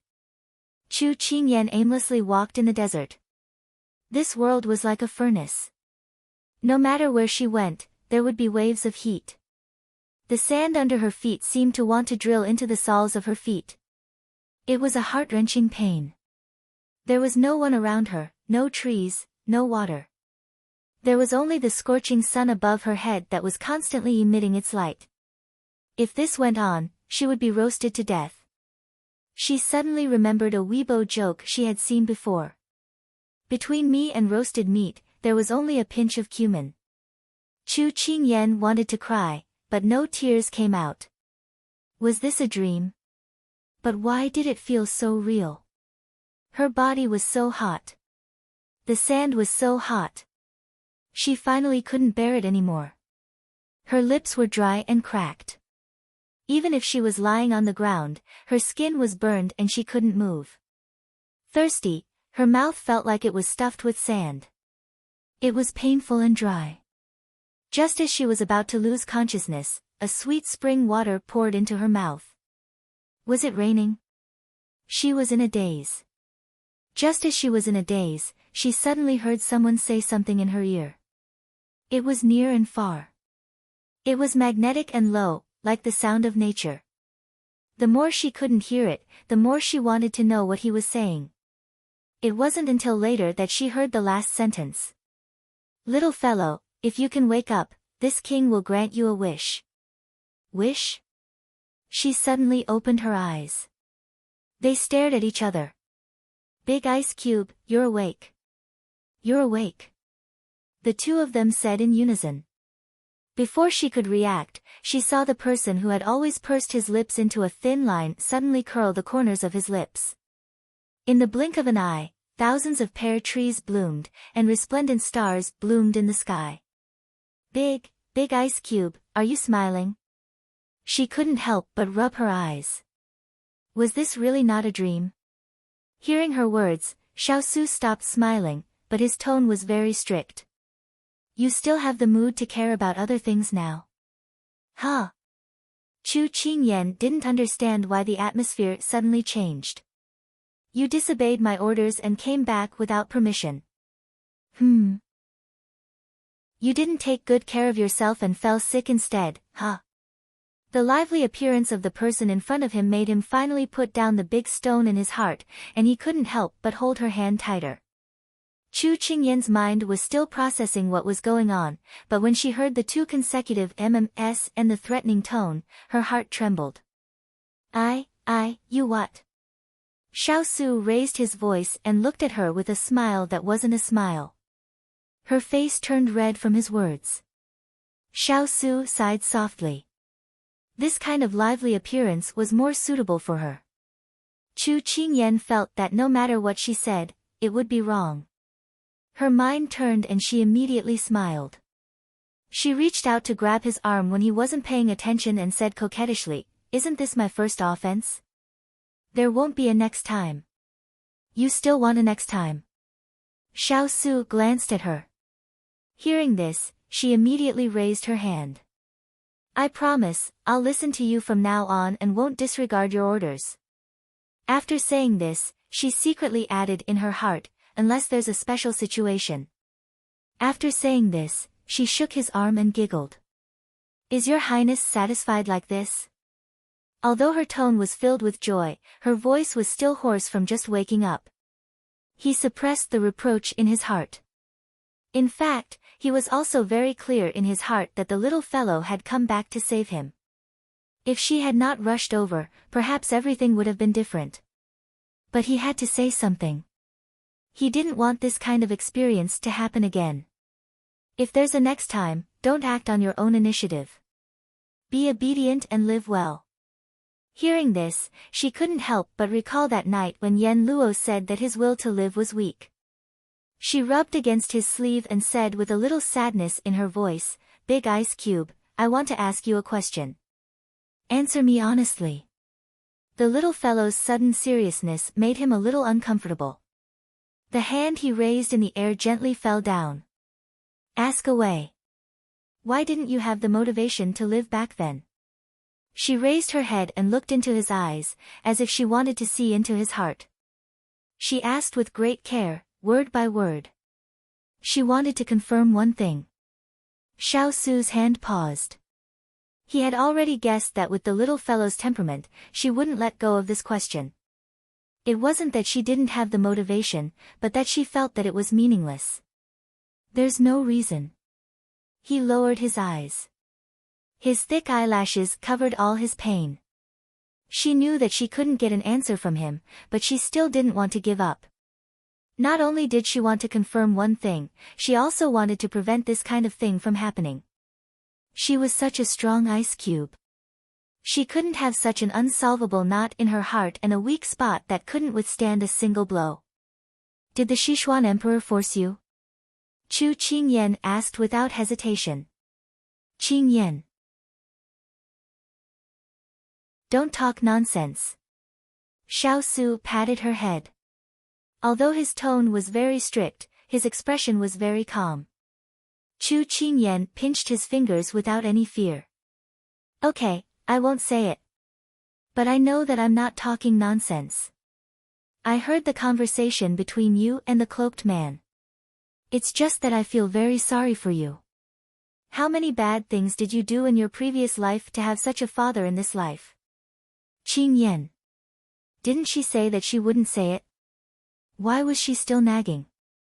Xiao Su felt that he was really helpless with this little fellow. Big Ice Cube, don't keep calling my name. I know it's very nice. Chu Qingyan pretended to pick her ears, then looked at him with a smile. Big Ice Cube, don't be sad. Your life was saved by me. It has nothing to do with the Sichuan imperial family. The things you did to Sichuan in the past are enough. Your identity ends here. Xiao Su raised his eyebrows. He didn't know what other shocking things this little fellow would say. When I awakened your will, I had already thought it through. Your life is mine, so I order you to not be responsible for anything. From today onwards, you have been reborn. You can properly repay the kindness of giving birth to you. But your current identity is not only the master of the Shaolai Mount, but also my, Chu Qingyan's, Big Ice Cube. If you have anything you want to do in the future, please consider it first before we make a decision. Furthermore, I won't allow you to give up on yourself and exile yourself. Chu Qingyan declared domineeringly.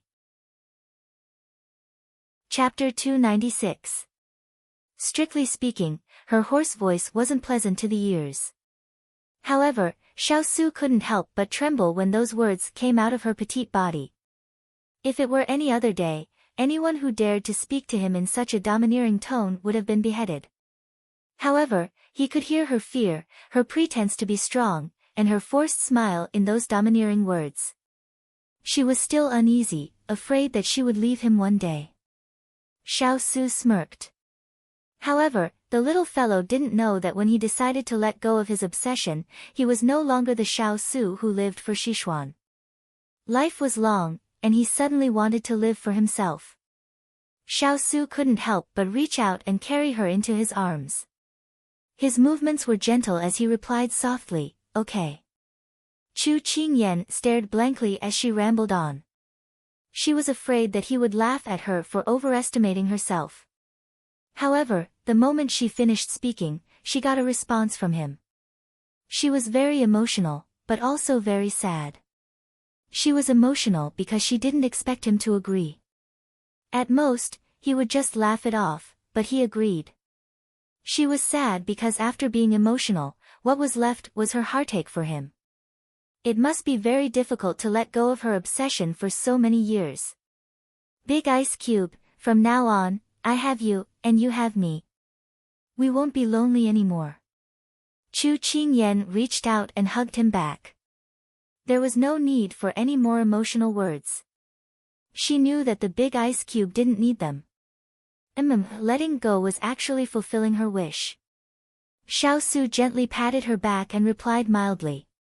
Chu Qingyan's fever subsided, and the tense atmosphere in the courtyard dissipated. Cheng Yanluo went to the door to check her pulse. After confirming that she was fine, she said, for the next few days, eat some plain porridge and pickled vegetables. Don't touch anything else. I can't touch anything. Not even pastries and the like. Xining, who had been brought back, was standing by the bed. She knew that her mistress liked these snacks the most.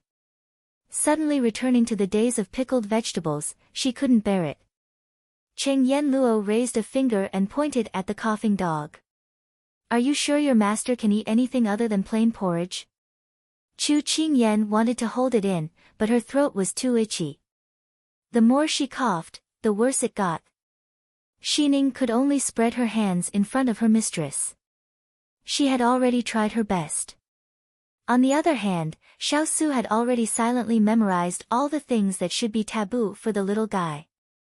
Chu Qingyan felt that the process of recuperation was very painful. However, the injuries on Xiao Su's body were still in critical condition. Therefore, one injured and the other sick began to recuperate. However, in less than 2 days, the wound on Xiao Su's chest was no longer a problem. The main problem was that Chu Qingyan was still coughing. Big Ice Cube, when are we leaving?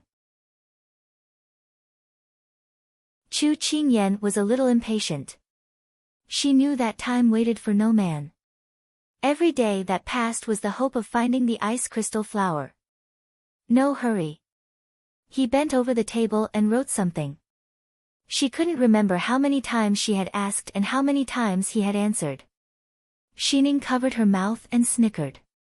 She was already used to this scene that happened every day, but she still found it very interesting.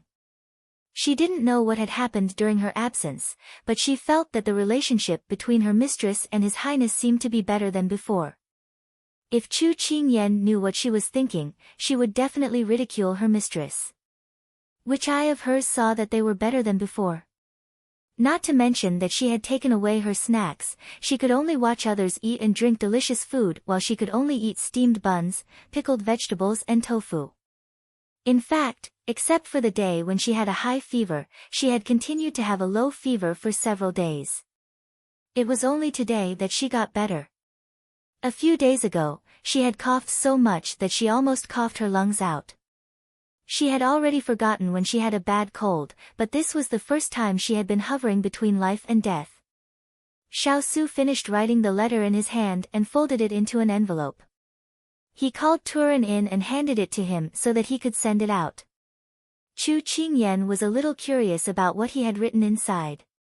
When he sat down in front of her, she couldn't help but ask, "That letter, who did you write it to?" "An old friend." Xiao Su didn't hide it from her.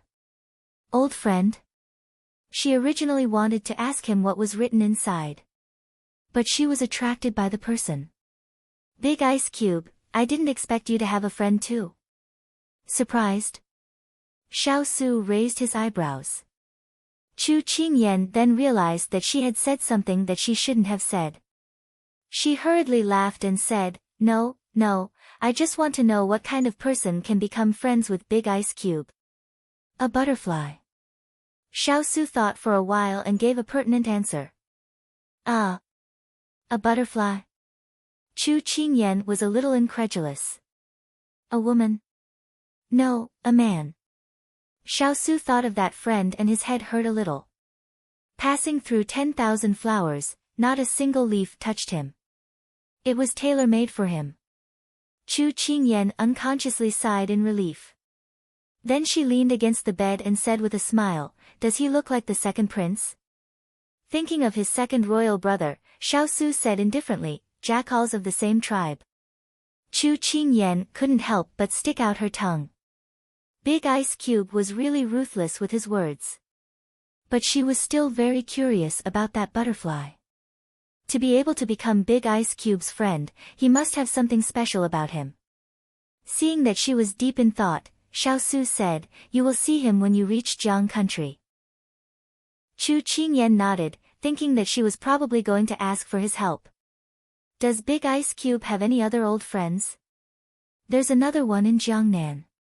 If there's a chance, this prince will take you to see him." Another figure appeared in Xiao Su's mind. Thin as bamboo, handsome as a tree. They hadn't seen each other for many years. "Is it a man?" Chu Qingyan couldn't help but ask. "Yes." Xiao Su didn't notice that she sighed in relief because of his answer. Seeing Xining bring a bowl of medicine, he took it. In fact, even she didn't understand why she had such worries. Before she could think about it, she saw the bitter medicine that night. She immediately shrank back into the quilt. "I've already recovered. I don't want to drink it." She stuck out her little head and protested, then quickly shrank back. "Are you sure?" Xiao Su held the bowl and raised his eyebrows at her. When Chu Qingyan heard these threatening words, she felt a little unsure. She felt that in the end, she would definitely compromise under his obscenity. Since that was the case, why not fight for some benefits for herself? "I can drink the medicine, but I have a condition. Chu Qingyan stuck out her little head again, revealing a pair of ears and a pair of bright and spirited eyes. This is your own body. Xiao Su looked at her indifferently. That's my body. I make the decision. I don't want to drink it. Chu Qingyan proudly retorted. Say it. What's the condition? Xiao Su's eyes flashed with helplessness. I want to eat osmanthus cake tonight, she said loudly, then carefully glanced at him. Xiao Su thought of Cheng Yanluo's words today. The little fellow didn't need to avoid eating anything. So, he nodded. I'll prepare a plate of osmanthus cake for you every day, but you have to finish the medicine. Moreover, you can't refuse to drink the medicine until you go to Jiang. Deal. Chu Qingyan smiled proudly. Sure enough, acting spoiled and cute was the most useful. However, Xining, who knew the truth, covered her face. She wanted to tell her master the good news, but, Master, this servant can only say that you've been tricked by His Highness. Chapter 297. Due to the increasing number of patients in the clinic, Cheng Yanluo didn't have time to take care of Chu Qingyan, so she left it to Xiao Su. Thus, Ethereal was in charge of the follow-up. Chu Qingyan nibbled on the fruit in her hand. She had heard that Huling and the others had picked it when they were patrolling the mountains. She looked down at Ethereal, who was seriously checking her pulse, and blurted out, Have you explained things clearly to Yanluo? Ethereal's hand paused. He looked away and said, I don't think I can explain things clearly. When she heard Ethereal's discouraged words, Chu Qingyan took a big bite of the fruit and said angrily, I knew you couldn't settle it. Aren't you always efficient? Why are you so wishy-washy when it comes to matters of the heart? Chu Qingyan's shameless boasting right now would give her the urge to dig a hole and hide in it when she thought of this day many years later. Ethereal felt defeated. I don't have a choice. Once little Yen has decided on something, there's no way to change it. Forget it, forget it. Let me give you a suggestion. Chu Qingyan felt that if she continued to watch the two of them struggle, she, as an outsider, was afraid that she would be dragged into the game.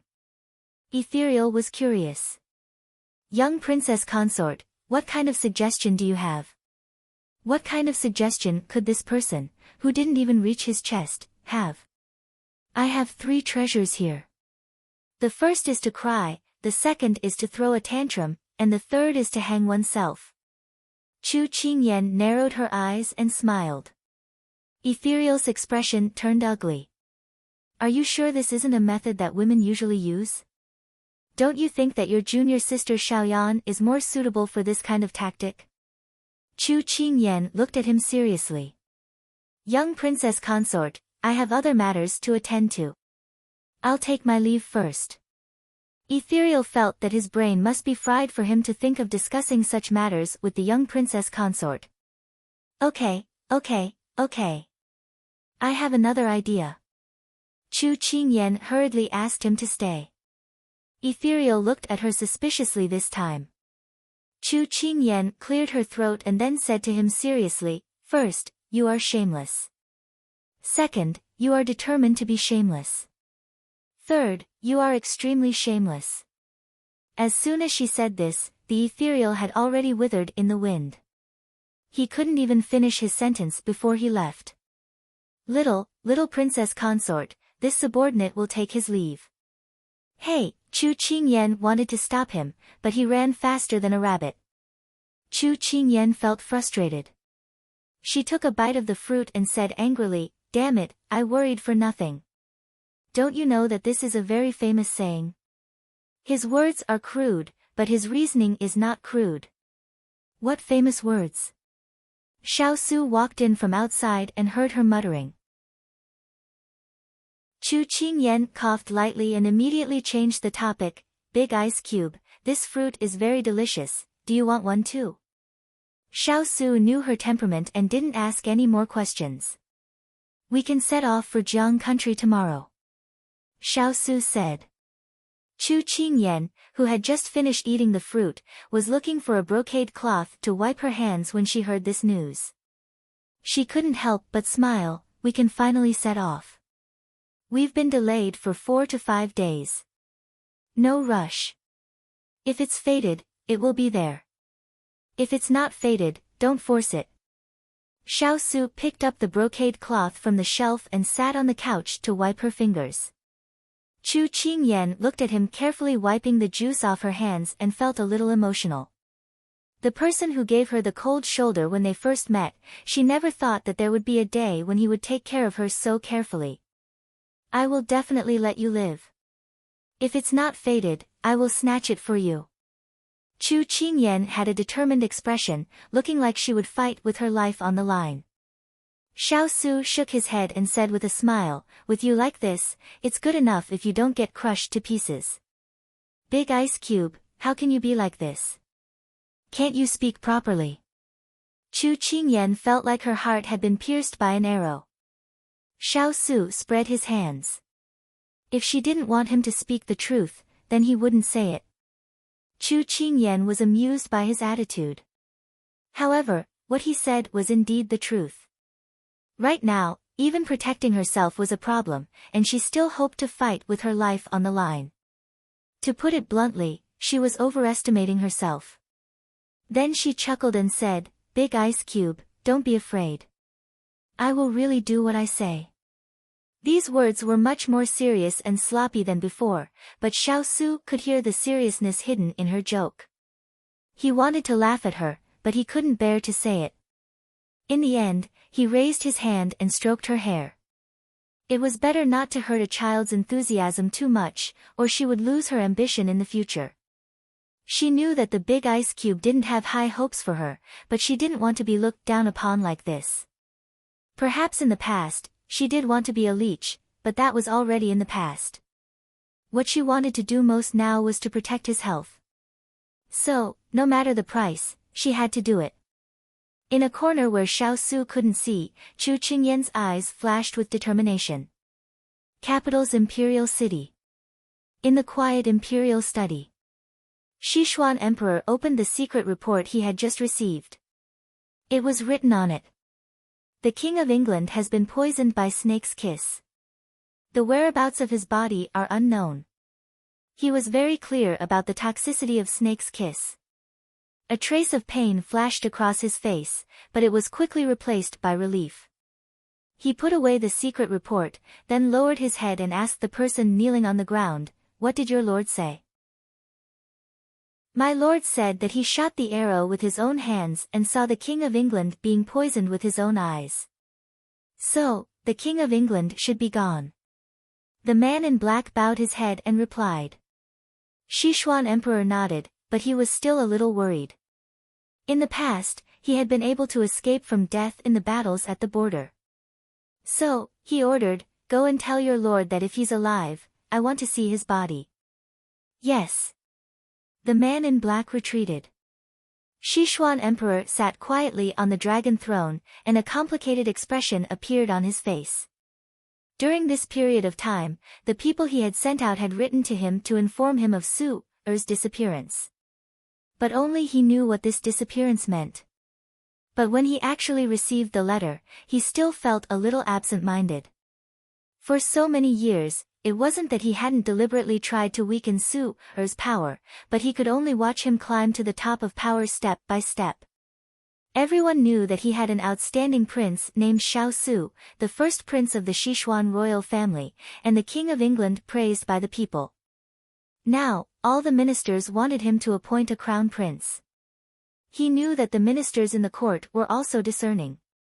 Seeing that his eldest son had made great achievements, his character and knowledge were excellent, and his fourth son had begun to show his talent, the two of them would have a fight sooner or later. In order to avoid bloodshed, they proposed to appoint a crown prince at this time. As for him, he had only thought of this method because he was forced to the point where he had no other choice. The scene of that day surfaced in his mind. When he was in the imperial study and talked with Su-er, who had just been released from prison, he didn't seem surprised at all. Now that he thought about it, Sichuan Emperor understood. This child was still too smart. But, a mountain cannot accommodate 2 tigers. Born in the royal family, you must be prepared to be sacrificed. I hope you don't blame your imperial father for being cruel. Chapter 298. What? Xiaosu disappeared. Imperial concubine Moon listened to the words of the black-cloaked man in front of her, and her face was filled with surprise and joy. That's right. The assassin group I sent out didn't succeed in assassinating Xiaosu, but he seems to have provoked a lot of enemies. One of them, who was dressed in a cloak, shot an arrow through Xiaosu's chest. I heard that he has been poisoned and is not far from death, the black-cloaked man said in a flat tone. That's great, Xiaosu is finally dead. Ha ha ha. I've waited for so many years and now I've finally realized this wish of mine. I can finally hold my head up high. Imperial concubine Moon laughed out loud. Because of her joy, her dignified and beautiful face became a bit fierce. The black-cloaked man looked at her and could not help but sigh softly, drawing her attention back to the present. However, don't be too happy just yet. The members of the assassin group have yet to find his body. Everything can only be confirmed after they find his body. Good, it's best if he dies without a burial place. I heard that there are many jackals, wolves, tigers, and leopards in that kind of forest. If we're not careful. Consort Yu's smile was terrifying. The cloaked man didn't say anything else. He turned to leave, but Consort Yu called out to him. You've worked hard this time. I heard that the people from your sect were injured because of this. Consort Yu stopped smiling and asked worriedly. You're welcome. They were only injured because they weren't as skilled. There's nothing much to say. Also, I told you before that if you need me, you can send people to the Moon Palace to find me, the cloaked man said calmly. When the black figure left the palace, Consort Yu was a little disappointed. Senior Marshal brother, do you still care about how I insisted on entering the palace back then? But, her eyes shone brightly. Everything that I wanted back then is slowly gathering in my hands now. Liang Yuan, I said before that one day, I will take back everything that belongs to me. First, it was your precious son. Next, it will be you. That pair of gentle eyes revealed a hint of ruthlessness. Chu Qingyan didn't know how many people thousands of miles away were hoping that they would die halfway. She held a plate of pastries and sat in the courtyard, basking in the sun. Recently, she had been staying in her room. If she didn't get some sun, she would get moldy. Xining walked to her side with a cup of tea, then saw her master staring at a certain place and laughing. She couldn't help but follow her gaze. He saw Huo Ling and Mu Ling bringing Xiao Lai Qi and the others to repair the roof of the thatched hut. Mistress, the usually aloof and unapproachable Xiao Lai Qi was doing this kind of thing after resigning. She couldn't help but be dumbfounded. Chu Qingyan saw Xining's behavior. She couldn't accept that a tall, rich, and handsome man was doing such a down-to-earth thing. Chu Qingyan took a bite of the pastry and said disapprovingly, "Don't make a fuss. Anyway, they are idle. Why don't they do something meaningful?" Hearing the young princess consort's evaluation, Huo Ling and the others felt wronged. At this moment, Xiaosu walked over. Huo Ling and the others thought that they saw their savior and immediately shouted, "Mistress, we are here." Xiaosu glanced at them. Then there was no more. Huo Ling and the others froze. Normally, shouldn't he ask what they were doing up there? Then they could logically tell him that the heartless young princess consort had called them to repair the roof. But, there were no buts. Mistress was becoming less and less concerned about them. The injured Huo Ling and the others could only quietly repair the roof. It's windy outside. Don't run around. Xiaosu reminded them and went in. Chu Qingyan waved her paws at his back, then continued to eat the pastries. At this moment, an angry Cheng Yenluo strode over. Chu Qingyan saw that the situation was not good and wanted to run away, but the other party obviously noticed her intention. She strode over and blocked her way. Chu Qingyan chuckled and immediately raised the plate in her hand. She smiled and said, "Sister Yenluo, my Huang Yi makes delicious pastries. Do you want to try them?" Cheng Yenluo imitated her smile, then pushed away her plate with one hand and tapped her forehead with her index finger. She said aggressively, "Tell me the truth. What did you say to that bastard Murong Ju? Why does he seem to be a different person?" "Nothing." Chu Qingyan shook her head guiltily, but she was more curious about what Ethereal did. How did he become a different person? Tell me and I'll help you analyze it. Cheng Yenluo was furious when she heard that. I don't know who said something to him, but he suddenly became obsessed. He follows me around all day long. Other than going to the toilet, he's inseparable from me. He won't say anything when I ask him, and he won't leave even if I chase him away. I can't help but want to stab him with those needles. Chu Qingyan could not help but laugh when she heard that.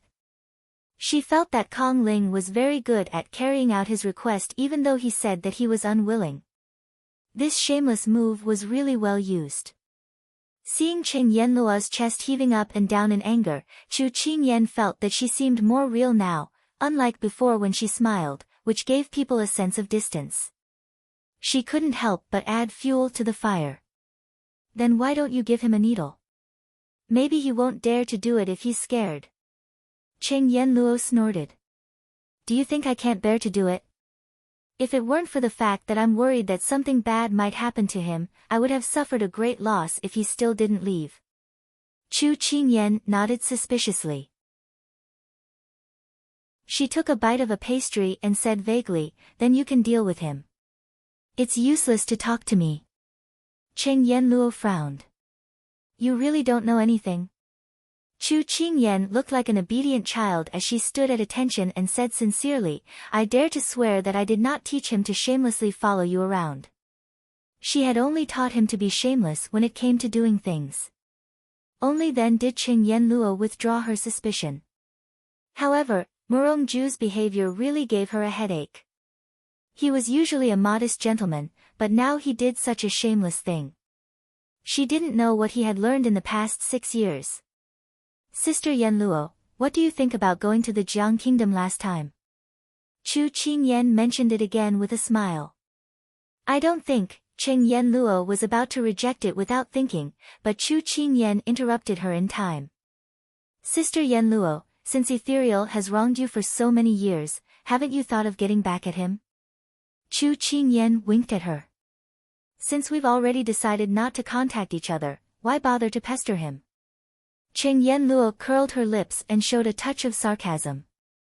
Since ancient times, love was left with regret, and this regret was endless. Chu Qingyan shrugged. Let's skip this topic first. By the way, didn't you say that Ethereal has been following you? Where is he? Chu Qingyan looked for him for a long time but didn't see him. Cheng Yenluo smiled. I just put croton in his soup. Chu Qingyan shuddered.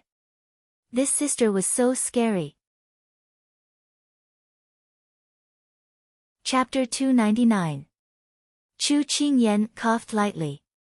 If Yenluo knew that she was the mastermind behind Ethereal's scheme, wouldn't that be a problem that could be solved with a little croton? She suddenly shivered. She decided to seek warmth from the big ice cube. However, Chu Qingyan fell into deep thought as she watched Yenluo leave with light steps. Ethereal wasn't someone who would be easily drugged, and Yenluo wasn't someone who liked to use underhanded means to bully others. In that case, the two of them were actually just. Chu Qingyan stood up and brushed off the crumbs on her clothes. She leisurely said to Xining, do you know what it means when one is willing to hit and the other is willing to be hit? No, I don't. Xining looked eager to learn. Chu Qingyan felt that it was better not to lead a child astray, so she patted Xining's head. You're still young. Xining looked like she was withering in the cold wind. Master, aren't you and this servant about the same age? In the forest, Higashio Motetsu was nestled in a tree, looking up at the sparse stars in the sky. He held a leaf in his hand and put it to his lips, softly playing it. His voice was like the cool breeze and the cold moon, drifting in the air, quiet and mellow. He played this tune for a long time until the moon was hanging in the sky. Only then did he move the leaf away from his lips and play with it in his hand. "Young master, it's been a long time since I've heard you play this leaf. It's still so pleasant to the ear. It can be said that it will linger in the ears for 3 days without stopping. 3 days without the taste of meat." Shuanchi Zimo walked out from a corner and praised unceasingly. Higashio Motetsu glanced at him and said indifferently, "Speak human language." "Young master, your demonic sound has successfully made others retreat." Shuanchi Zimo laughed bitterly. Higashio Motetsu snorted coldly. "These brats don't even know music, yet they dare to despise this young master." Shuanchi Zimo pretended not to understand. "All right, let's get down to business," Higashio Motetsu said faintly. Only then did Shuanchi Zimo get down to business. "This subordinate has made some inquiries. Miss Chu is already safe and sound. Young master need not worry." "Did I say I was worried about her?" Dongting Wangyu let out a sigh of relief when she heard that Su Qingsang was fine. However, she felt embarrassed and said coldly, "I understand. You're not worried about Miss Chu at all." But as soon as he finished speaking, his master rolled his eyes at him. Shuanchi Zimo felt that he couldn't tell the truth or lie. Why was it so difficult to be a subordinate these days? "Have you heard anything else?" Higashio Motetsu leisurely leaned against the tree trunk with a relaxed expression. He was no longer as impatient as before. "Yes, the King of England and the others are leaving for the Jiang Kingdom tomorrow. Should we follow them?" Shuanchi Zimo asked. "Of course, why wouldn't we? We haven't gotten the item yet. Since it's not in the prince's estate, it must be with him or hidden by him." Higashio Motetsu sat up and took out the folding fan at his waist. He opened it with a snap and waved it leisurely. Shuanchi Zimo hesitated. "Master, this subordinate has something to ask, but I'm not sure if it's appropriate." "If you don't know, don't ask." Higashio Motetsu looked at him disdainfully. When did he become so wishy-washy? Shuanchi Zimo choked. Under normal circumstances, shouldn't he be asking questions? It seemed that he still couldn't use common sense to judge his master. Seeing his subordinate's conflicted expression, Higashio Motetsu couldn't stand it any longer. He generously said, "All right, you may ask." Only then did Shuanchi Zimo heave a sigh of relief. He raised his head and asked sincerely, "Young master, when we were in the forest, you originally planned to hold Miss Chu hostage and force the King of England to hand over the item. But in the end, you just watched Miss Chu leave. A few days ago, Miss Chu fainted from a high fever. That was a once-in-a-lifetime opportunity. Why didn't you use that opportunity to force the King of England to hand over the item? This subordinate doesn't understand. Why did you let go of those opportunities again and again?" Higashio Motetsu was slightly stunned by his subordinate's words. He even forgot to wave the folding fan in his hand. Then, when he felt his subordinate's puzzled gaze, he closed the fan and said with a serious expression, "That's because this young master doesn't like to use this method to get things. Do you understand? But you've done it many times in the past." Shuanchi Zimo muttered softly. But how could his words escape his young master's ears? "Xian. Shi. Z. Mo." When his young master called out his name in such a tone, he knew that he had said something he shouldn't have again. This subordinate still has things to do. "I'll take my leave first." He ran away like a wisp of smoke. But what was that sharp weapon that tore through the air right after him? Shuanchi Zimo immediately decided to lie down on the ground. A leaf brushed past his face and nailed itself to the trunk of a tree. Then, a strand of black hair floated in front of him. Heavens, I finally dodged it. Even after the surroundings returned to silence, Higashio Motetsu's subordinate's question still echoed in his ears. Why? Honestly speaking, he didn't know either. Perhaps he really didn't want to use this method on a little girl. Moreover, the road ahead was long. He might as well enjoy it while he searched. In any case, he wasn't in a hurry. He waved the peach blossom fan. In a temple in Sichuan, a clean and pure white figure had his back to the door. He held a small wooden stick in his hand and was lightly beating a wooden fish. One of his hands was wearing Buddhist prayer beads, and his palm was facing the side. He closed his eyes and calmly chanted. If one listened carefully, they would be able to tell that he was chanting the Great Compassion Mantra. The candlelight flickered, but it didn't affect him at all. He continued to chant the mantra peacefully. Uncle Master, the Emperor of Jiang Country has sent a letter inviting you to Jiang Country. This is the invitation. The novice monk handed the invitation to him. Hearing this, Su Jian chanted, Amitabha. Then, he put down the small wooden stick in his hand and slowly stood up. He took the invitation, opened it, and closed it. This invitation came at the right time. A faint smile appeared in Su Jian's emotionless eyes. He walked out of the hall and looked up at the night sky. A few days ago, he observed the stars at night and found that the star beside the sun of heaven was gradually dimming. It was almost invisible, but recently, that star seemed to have a tendency to light up again. It was just that compared to before, it was still much dimmer. He had already guessed what was going on. Wu Ming, help Uncle Master prepare the things for the trip. He turned and smiled at the novice monk. The novice monk asked curiously, how long will Uncle Master be gone? Uncle Master doesn't know either. Su Jian put his palms together and looked up at the star in the sky again. Ever since he met the benefactress, many things had begun to change. If he guessed correctly, the star should have fallen. However, someone had woken it up and it had regained its light. He hoped that all of this wouldn't be the beginning of a massacre. Su Jian closed his eyes and chanted in a low voice, Amitabha. My Buddha is merciful. Namo, He Luo Na, De Luo Yi, Namo, Aya, Polu Jia Emperor, Shua Bo Luo Yi. Chapter 300. The next day. It was almost time to leave the medical center. Chu Qingyan originally wanted Mu Ling to send Xining and the others to a safe and hidden place and wait for them to return safely from the Jiang kingdom before picking them up.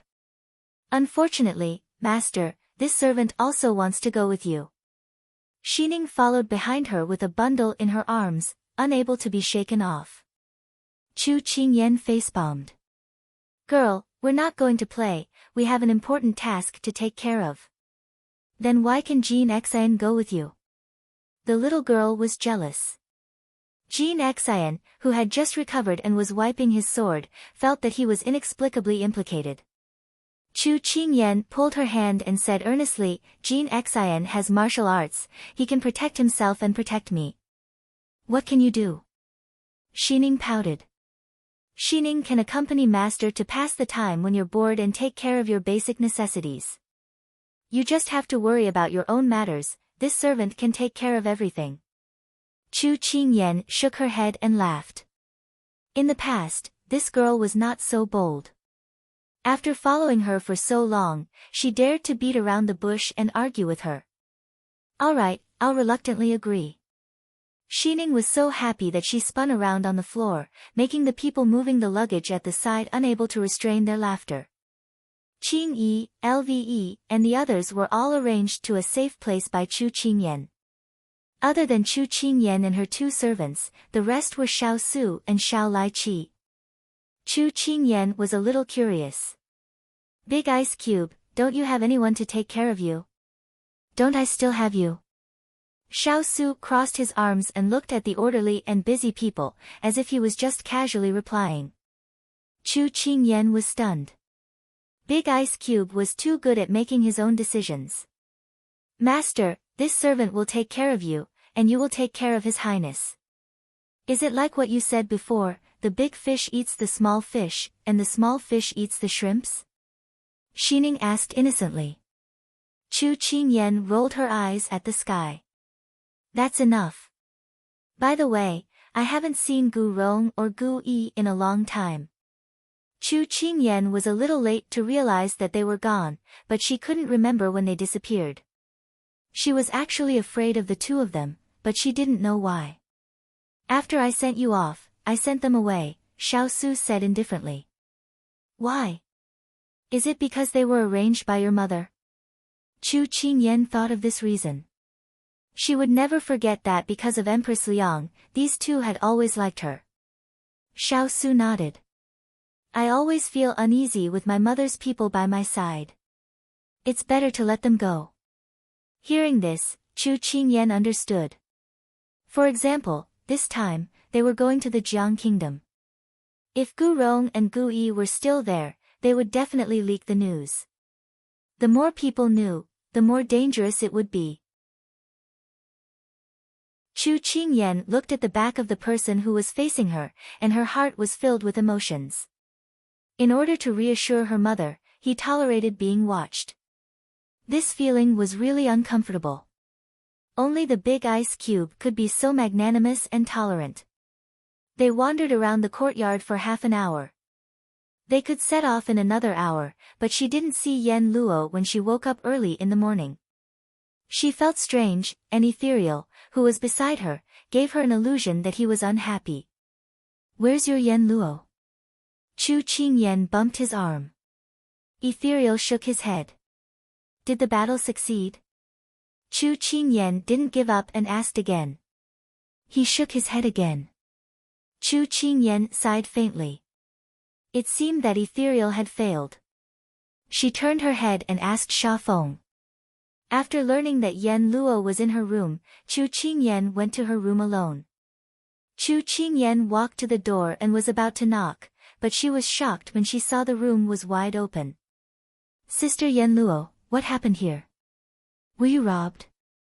Chu Qingyan carefully avoided the bottles and jars that were strewn all over the floor before walking in. Then, she saw a person moving around with her back facing her among the pile of junk. I'm packing. Cheng Yen Luo was focused on rummaging through the things and casually replied. Are you sure you're packing and not destroying things? Chu Qingyan couldn't help but ask. If she hadn't seen it with her own eyes, she would have never imagined that a girl's room could be so messy. When she heard this, Cheng Yen Luo raised her head and looked at her with an ungrateful expression. Little girl, if it weren't for you, why would I be rummaging through things? I'm a clean freak. Because of me? Chu Qingyan felt that she had been given such a title out of the blue. She was extremely shocked. Nonsense. Do you know how many snakes, insects, rats, and ants there are on the way to the Jiang Kingdom? If you don't take precautions, the journey will be very difficult. Cheng Yen Luo tossed the medicine bottle in her hand. Fortunately, I made a lot of ointment in my spare time. It will come in handy this time. When Chu Qingyan understood her words, she was instantly overjoyed. She opened her arms and was about to pounce on her. Sister Yen Luo, you agree to go with us? That's great. Cheng Yen Luo didn't push her away. Instead, she smiled and said, didn't you say that if you hate someone, the best way is to stay by his side and torture him? After so many years, I still can't forget the pain he caused me. Why should he be free and unfettered outside? Once I'm done torturing him, I'll kick him away and take revenge for all these years. Chu Qingyan's hands couldn't help but tremble. When did she say such things? Did she have selective amnesia? She retracted her hands and rubbed her nose. Ethereal, you have to take care of yourself on this journey. All right, I've finished packing. Little girl, prepare a carriage for me. It has to be spacious, comfortable, and bright. I know you can do it. Thank you in advance. Cheng Yen Luo flung the bundle over her shoulders and waved at her. Chu Qingyan looked at the waving claw in front of her and had an impulse to chop it off. However, when she saw the bright smile on her face, Chu Qingyan couldn't help but laugh. She suddenly had a feeling that this trip would leave her with an unforgettable memory. She followed the person who was humming in front of her and returned to the courtyard happily. The preparations were almost done and it was time to set off. When Ethereal saw Qing Yenluo carrying a bundle, she was undoubtedly stunned. "What are you looking at? If you keep looking, I'll gouge your eyeballs out." Qing Yenluo coughed softly and raised her voice to hide the uneasiness in her heart. I didn't expect that you would really come with us to the Jiang Kingdom. Even someone who was usually eloquent would stutter one day. I'm not doing this for you." After saying that, she waved her finger at Chu Qingyan. "Double the reward." Chu Qingyan facepalmed. She really knew how to do business. At this moment, Turin, who had gone to scout ahead, returned. However, there was an indescribably strange expression on his face. "Master, young princess, look, who's here." Turin moved aside and the person behind him pounced on him. "Long time no see, father is here." Chapter 301. Father. Chu Qingyan looked at the man in front of her in disbelief. He was dressed in shabby clothes and had a head full of withered leaves. He was the father she had been thinking about day and night. After the shock, she couldn't help but go forward to hug him. However, when she opened her arms, the man passed by her and strode to the person beside her. "What's going on?" She heard, "Son-in-law, Daddy is here." "Did you miss Daddy?" Chu Qingyan turned around and held her forehead. Why did she have the illusion that she wasn't her biological father? The corner of Xiao Su's mouth twitched as he looked at his father-in-law who was running towards him. "Master Chu." Mr. Chu smiled and nodded to him.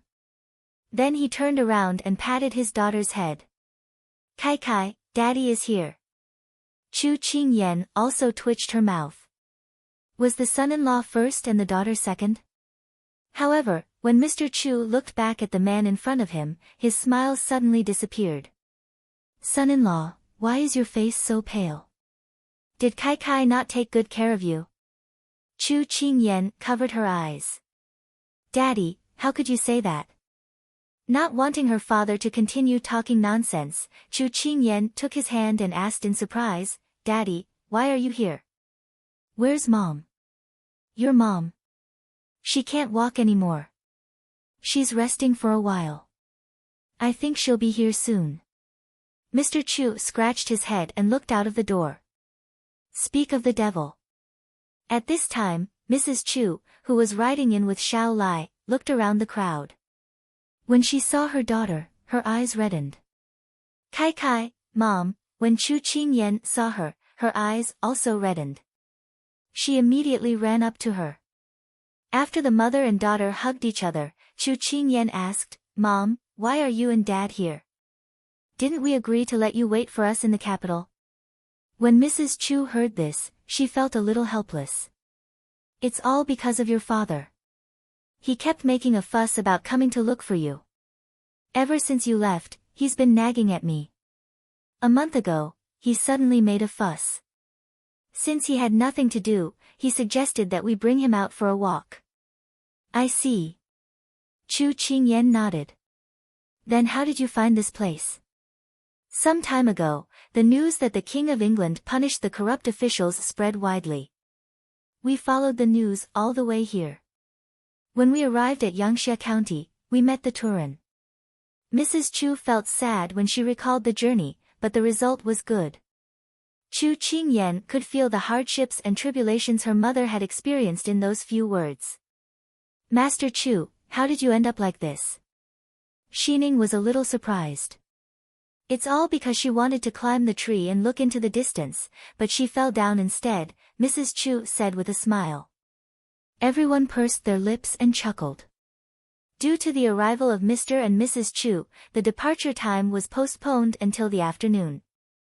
Sha Feng instructed the servants to prepare hot water for the two of them to freshen up. At this moment, Chu Qingyan and the others were waiting in the main hall. Sister Yen Luo, I came to the clinic because I wanted to trouble you to take a look at my father. 10 years ago, he was injured on the battlefield and was sent back. He ended up in this state. After so many years, no one has been able to cure him. Chu Qingyan sighed softly before she spoke to Cheng Yenluo. Cheng Yenluo put down her teacup.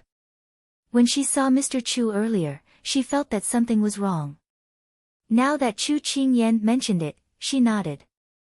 Maybe he was hit by a heavy object, which caused the blood flow in his head to be blocked. I'll take a look at him later. Thank you, Sister Yenluo. Chu Qingyan's eyes were slightly red. She and her mother had been worried about her father's illness for many years.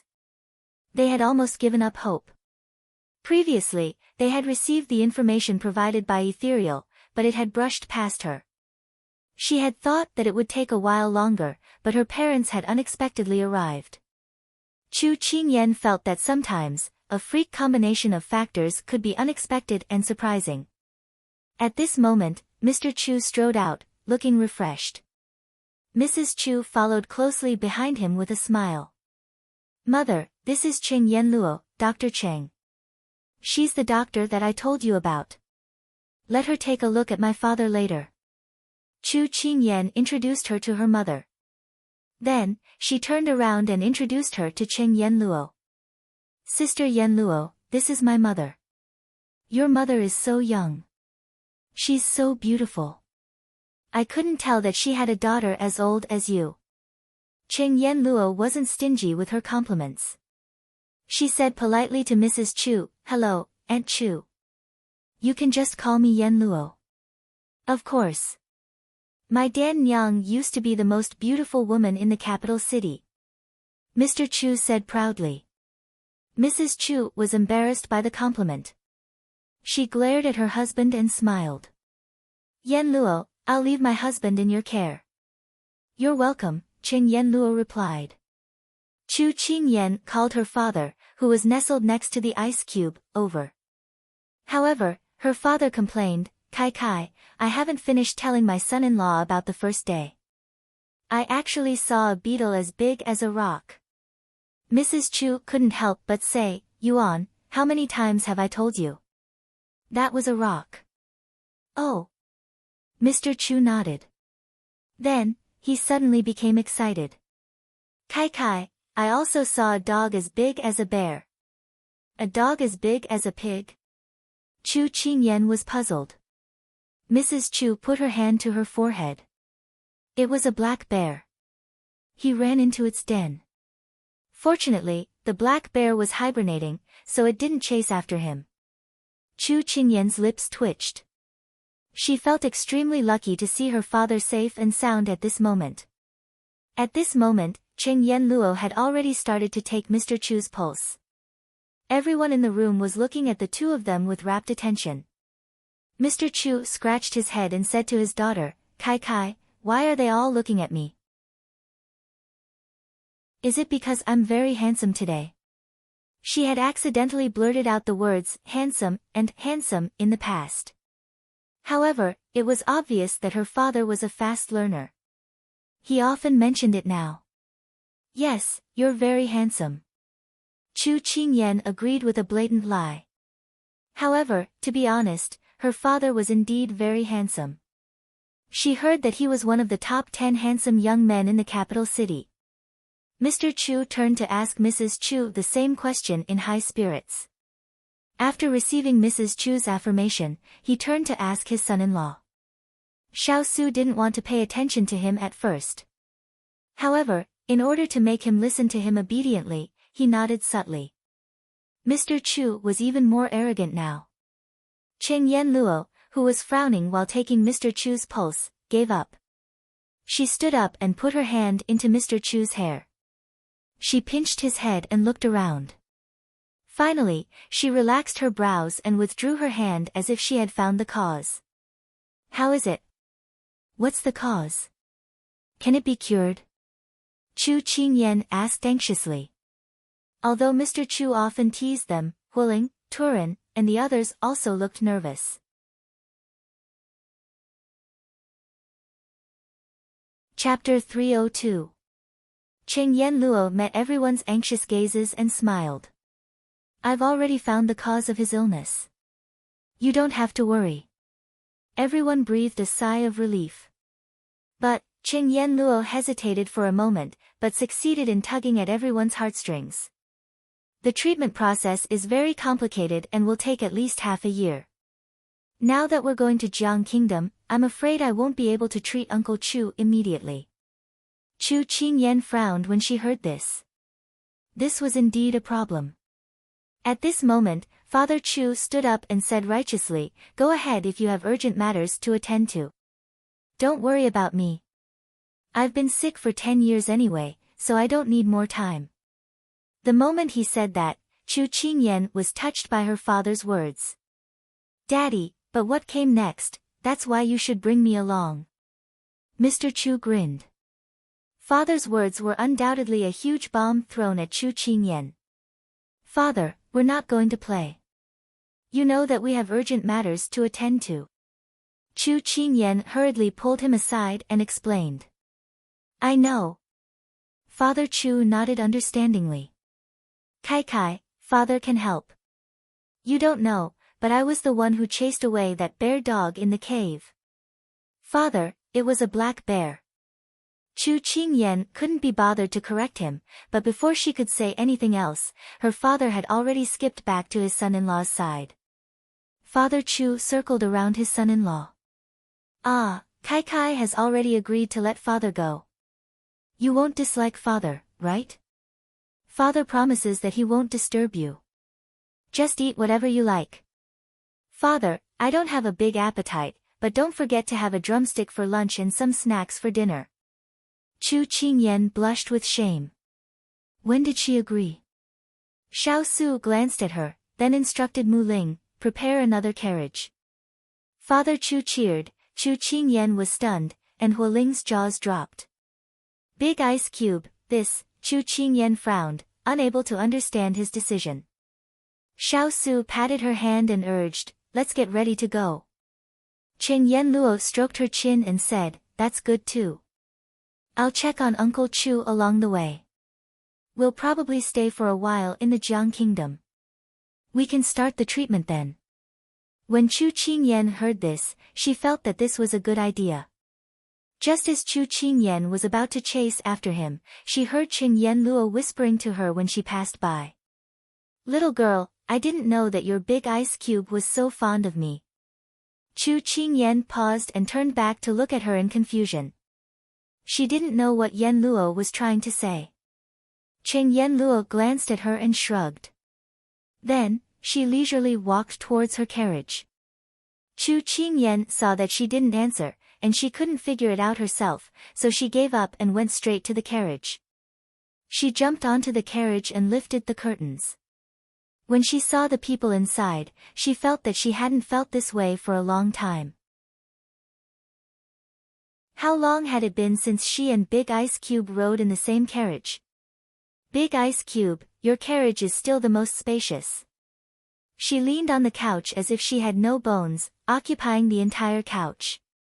Xiao Su glanced at her. "You should stand properly, and you should sit properly. Look at yourself. What a disgrace." It had been a long time since they rode in the same carriage, and he started to nag and preach. "This is called lying properly. What can you say when I'm right?" Xiao Su retracted his gaze from her and said faintly, "This prince will count to 3. If you don't listen, you'll ride in the same carriage as your father." The moment he said that, Chu Qingyan shuddered. 1. She didn't believe that Big Ice Cube would really do that to her. 2. Forget it, a wise man submits to circumstances. Before the third count came out, she had already obediently sat down and showed Xiao Su her perfect 8 teeth. Xiao Su finally focused his attention on the book. The parenting manual mentioned that children of this age were still growing. If they didn't pay attention to their posture, it would affect their appearance when they grew up. He didn't want the little one he had raised to lose out to others. This carriage was a new type of carriage that Mu Ling had improved based on her previous blueprint. Although it didn't look any different from the carriages on the market, the inside was filled with the best. It was said that there were many mechanisms installed. Once activated, not only could it defend itself, it could also kill enemies.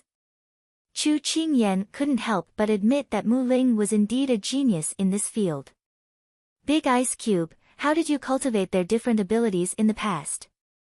After touching here and there, she had already lost interest. However, she was extremely curious about the origins of these 6 spirits. Everyone has their own specialties. This king only made reasonable training arrangements based on their specialties. Once they've learned enough, they can lead a region on their own. Xiao Su's fingers paused as he flipped through the pages. He recalled that when these people were brought to him, they were only 7 or 8 years old. Now they were all grown up and could take charge of a region on their own. Time flew by and so many years had passed. Chu Qingyan saw that he was in a daze and guessed that he must be thinking about the past. She asked, Mu Ling is good at designing things, Water Spirit is good at digging for information, Fire Spirit is good at fighting, Turin is good at attacking, Ethereal is good at healing, and there's still Jinling. What is he good at? Seeing that the little one's curiosity was aroused, Xiao Su curled his lips. If there's a chance, you will meet him. TSK, still keeping me in suspense. Chu Qingyan was a little annoyed. However, it was fun to look forward to it. She was very curious about how Jinling looked like. Of the 5 spirits beside her, other than Water Spirit, she had not seen them before. Their appearances were not bad. She was looking forward to seeing Jinling's appearance. There were only the 2 of them in the carriage, and he did not speak. Chu Qingyan could not keep her cool and could only take the initiative. She moved in front of him and took the book from his hand. What do you want to do now? Ethereal said that her body had not fully recovered, so she should rest more. He originally thought that if he ignored her, she would be sleepy and go to rest. However, he did not expect her to be so energetic. When his gaze moved from the book to her, Chu Qingyan asked seriously and curiously, I have a question that I don't understand. Why did you agree to go to Jiang country with my parents? You know that time is very precious to you.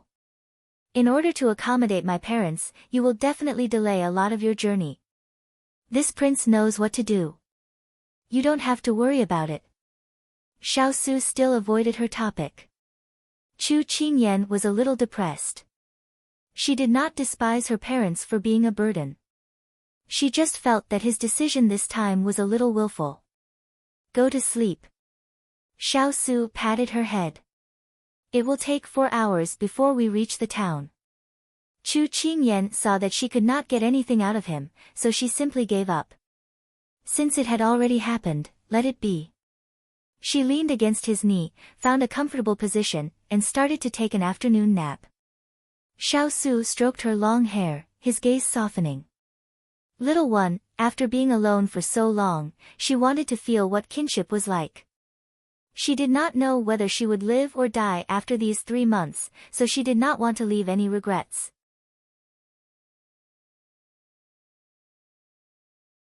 Chapter 303. What? The King of England is missing. Empress Liang stood up from her chair in shock. Luo Yun immediately stepped forward to appease her. Nyang Nyang, don't be anxious. It's more important to clarify the situation first. His Highness has weathered all these years, so he should be fine. Empress Liang didn't relax because of Luo Yun's words. She turned to look at Gu Rong, who was kneeling on the ground, and asked coldly, what exactly is going on? Tell this consort the truth. Gu Rong didn't dare delay and immediately reported everything that had happened during this period of time. Ever since Yangxie County, our troops have been ambushed and hunted down by bandits. During this time, this subordinate and Gui wrote several letters to the capital, but for some reason, they couldn't be found. Then, Lord discovered our secret movements and sent us away. By the time we returned to our original location, the ground was littered with the corpses of Xiao Lai's cavalry, but Lord's whereabouts were unknown. Our men searched for a long time, but they couldn't find any trace of Lord. Without receiving orders from Her Highness the Empress, this subordinate was worried and returned to the capital alone to report. Gu Yi stayed behind to continue the search. Empress Liang's expression was cold. This consort hasn't received any letters from you these past few days. Gu Rong was shocked. Could it be that you were intercepted along the way? That's the only possibility. Empress Liang's fingers tightly gripped the armrest. She was so angry that veins were popping out on her face. I'm afraid that only that bitch Fu Yu is behind this. Then, Nyang, what should we do? Should we report this matter to His Majesty? Luo Yun asked worriedly. Empress Liang took a deep breath and suppressed the anger in her heart. She slowly opened her eyes, which were filled with fire. There's no need to tell His Majesty. Gu Rong, tell my father to find Su'er no matter what. If he's alive, this consort wants to see him. If he's dead, this consort wants to see his corpse. Yes. Gu Rong turned to leave. Wait. Empress Liang suddenly spoke. Does your highness have any other orders?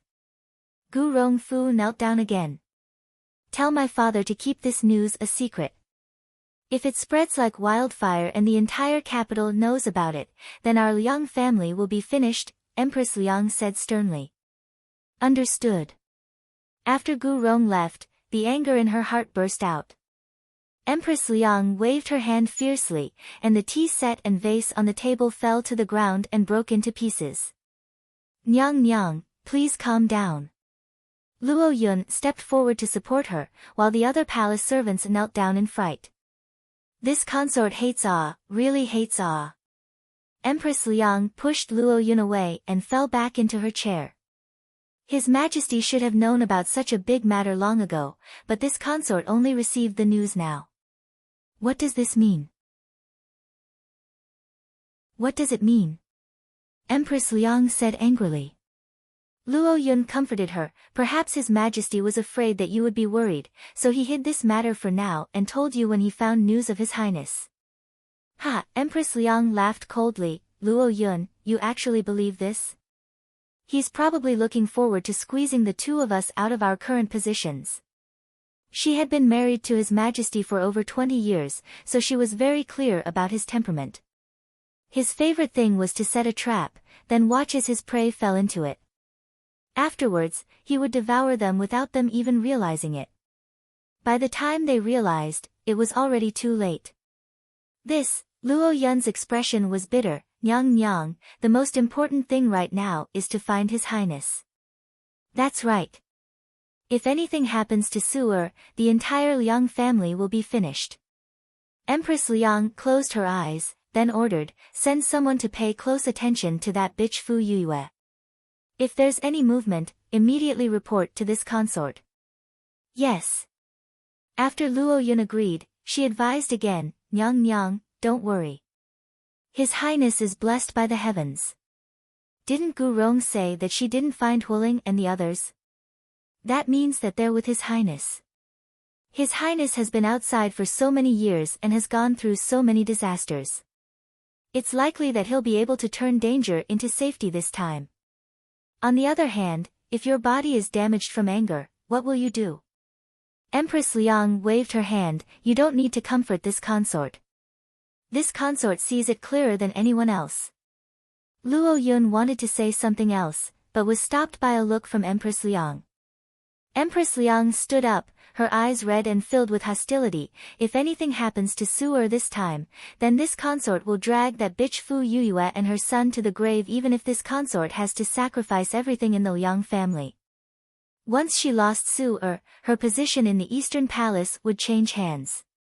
The position of Crown Prince would be Xiao Ran, and the Liang family's decades of foundation would be destroyed overnight.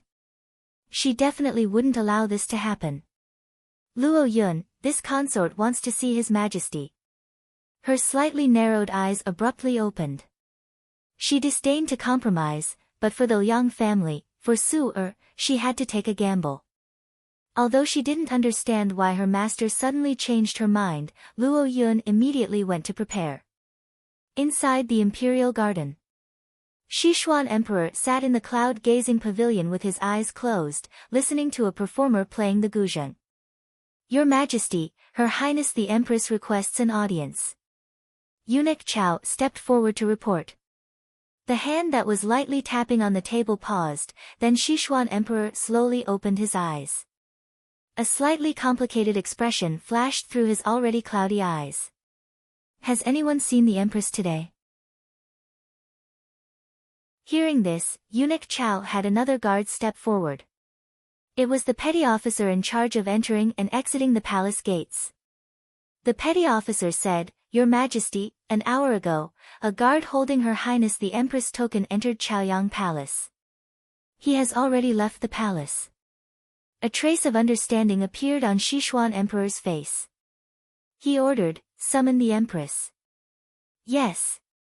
Eunuch Chao turned and announced loudly, Summon Her Highness the Empress for an audience. A moment later, a beautiful figure slowly walked over. This consort greets Your Majesty. May Your Majesty be in good health. Before Emperor Liang arrived, she had specially dressed herself. At this moment, she slightly lowered her head, revealing a white jade neck. Her swaying long skirt covered the ground, and the aqua blue color was even more gentle, wiping away her usual unyielding nature. The double outline of the crescent moon rubbed in a bit of tenderness. Her lips were covered with rouge, full of words, revealing her white teeth. Sweeping away her previous unyielding nature, she was now tender and affectionate, with a different style. Beloved consort, please rise. Accustomed to her coldness for many years, seeing her today, the Sichuan Emperor seemed to see her 20 years ago. When they first met on the river, she looked back and smiled, unable to restrain her joy. Thank you, Your Majesty. Empress Liang obediently got up and walked to the table. She poured a cup of wine for Sichuan Emperor and said with a smile, Your Majesty is in such a refined mood today. How can you enjoy the zither without pastries? Empress Liang finished speaking and raised her hand. Luo Yun, who was behind her, brought a delicate rose cake and placed it on the table. The Empress is considerate. Sichuan Emperor reached out and patted her soft hand. His woman was willing to put down her status to please him. It was enough to satisfy a man's chauvinistic mentality. What is Your Majesty saying? This is what this consort ought to do. Empress Liang smiled softly. Seeing the light that flashed through Sichuan Emperor's eyes, she knew that he was moved. Your Majesty, tonight, Your Majesty, this consort came late. It turns out that Sister Empress is also here. A voice interrupted Empress Liang's words.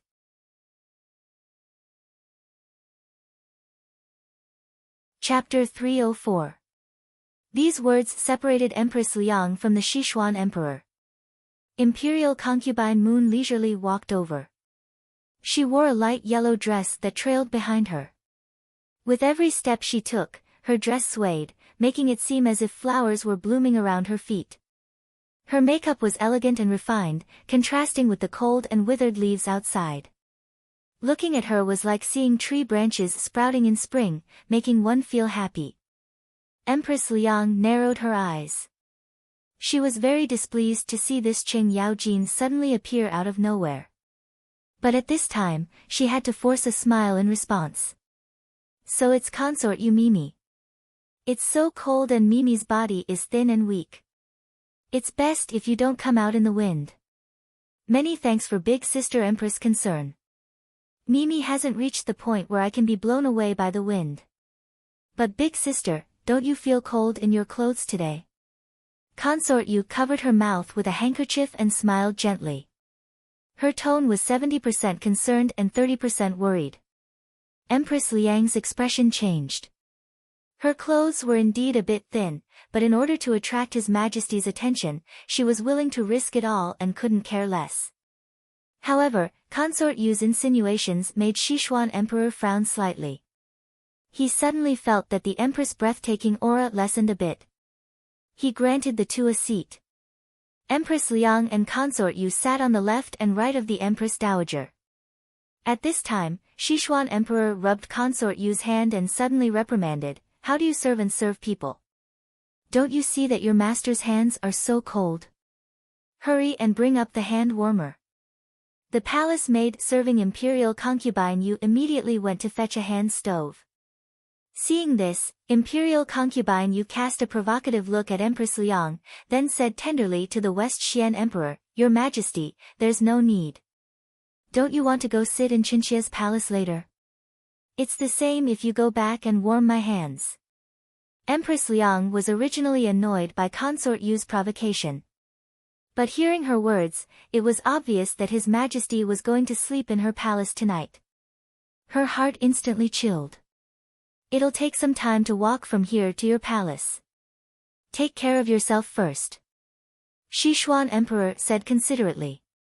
At this time, the hand warmer prepared by the palace servants arrived. Sichuan Emperor stood up. "There's no need to wait. Let's go to your palace now." Imperial concubine Moon's face was filled with joy, but when she saw Empress Liang, she hesitated for a moment.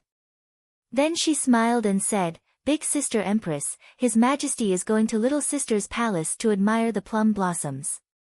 Do you want to come along?" Empress Liang looked at this hypocritical Consort Yu and felt angry, but she couldn't show it. She said with a smile, "It's such a beautiful day. Big sister won't disturb His Majesty and younger sister from admiring the plum blossoms. Your Majesty, this consort will take her leave." "That's good. Go back early and warm up.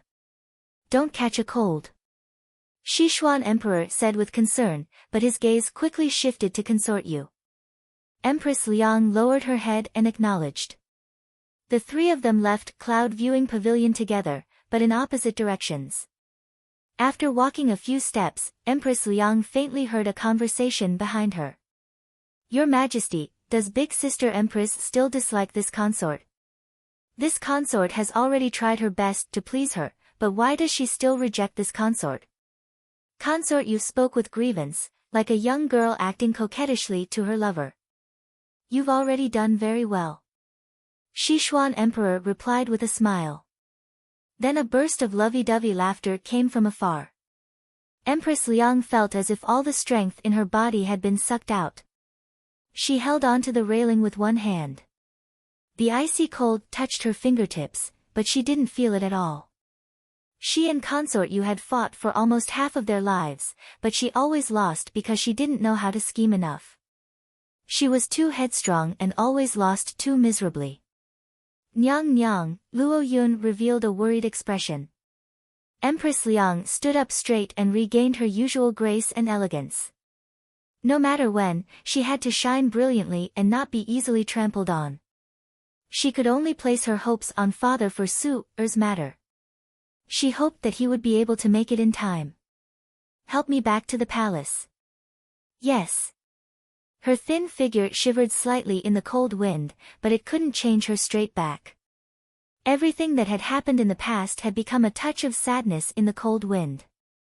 Who was the romantic? It was all for the love of the wind and the moon. Taking advantage of this helpless day, sad day, and lonely time to test the stupidity. In the cold wind, Chu Qingyan and the others disguised themselves as peddlers and settled down in a town. Ethereal had disguised Xiao Su's appearance as an ordinary person. If Chu Qingyan didn't recognize that pair of eyes, she would have thought that it was someone else. "Ethereal, Ethereal, you've turned His Highness into a passerby. Do you want to do the same for me?" Chu Qingyan asked excitedly. She also wanted to experience the taste of disguising herself. Xiao Su glanced at her. "No need. You look very safe. Look very safe." Chu Qingyan felt as if a basin of cold water had been poured over her head. "Big ice cube, what do you mean?" Chu Qingyan tugged at his sleeve, vowing that he would give her an explanation. "What I mean," Xiao Su said as he pried her hand away. Pulling and pulling in public, where are your manners? Big ice cube, you're so pedantic. Chu Qingyan wanted to cry but had no tears. Since when did the ice cube's words become so sharp? Seeing that her mistress had entered the shop first, Ethereal smiled and said to her, His Highness used to be a man of few words. Once he's willing to take the initiative to talk to someone, it means that he's in a good mood. Chu Qingyan pursed her lips. Even if he was in a good mood, there was no need to build it on other people's pain. Also, why did Ethereal's tone give her the feeling that she was taking pleasure in other people's misfortune? Cheng Yenluo walked over and patted her on the shoulder. I couldn't tell. Your ice cube is usually quiet, but when he does, it's shocking. With that, Cheng Yenluo walked forward. Ethereal wanted to take her bundle, but she dodged and left with a cold snort. Mr. Chu, who had caught up with them, placed the toy in Ethereal's hand before she could retract it. Ignoring Ethereal's twitching eyes, he nagged, This is something Blockhead made for me on the way here. Don't touch it. Thanks for your hard work, Hollow. With that, he entered the shop with Mrs. Chu. Ethereal looked at the messy bundle in her hand and realized in hindsight. What the hell was Hollow? Chu Qingyan's eyes curved. This was karma. Thanks for your hard work, Hollow. Chu Qingyan strode into the inn. During dinner, Chu Qingyan's group did not attract much attention from the others. That was because they were more or less disguised, and they looked like ordinary merchants. Chu Qingyan waited impatiently for the food to be served. She had slept in the carriage for the whole afternoon. When she woke up, she was already hungry. Didn't they say that exercise would make one hungry faster? Why did sleeping consume so much energy? Just then, a sumptuous spread of dishes arrived. Chu Qingyan grabbed her chopsticks and was about to pick up the braised pork when a pair of chopsticks stopped her midway.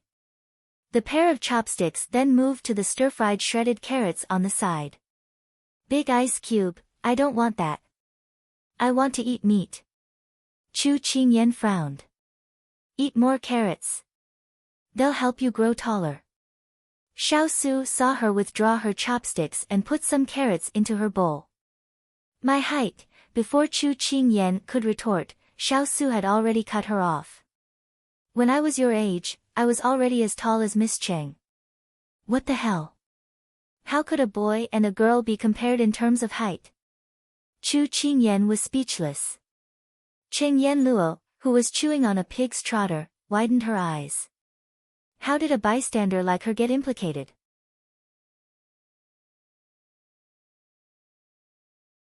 Chapter 305. Ever since that dinner, there were carrots in every meal. No matter how much Chu Qingyan protested, it was all to no avail. She had no choice but to swallow the vegetables that she didn't like to eat but were essential for growing up. She felt that it was too painful for a person to experience growth twice in their life.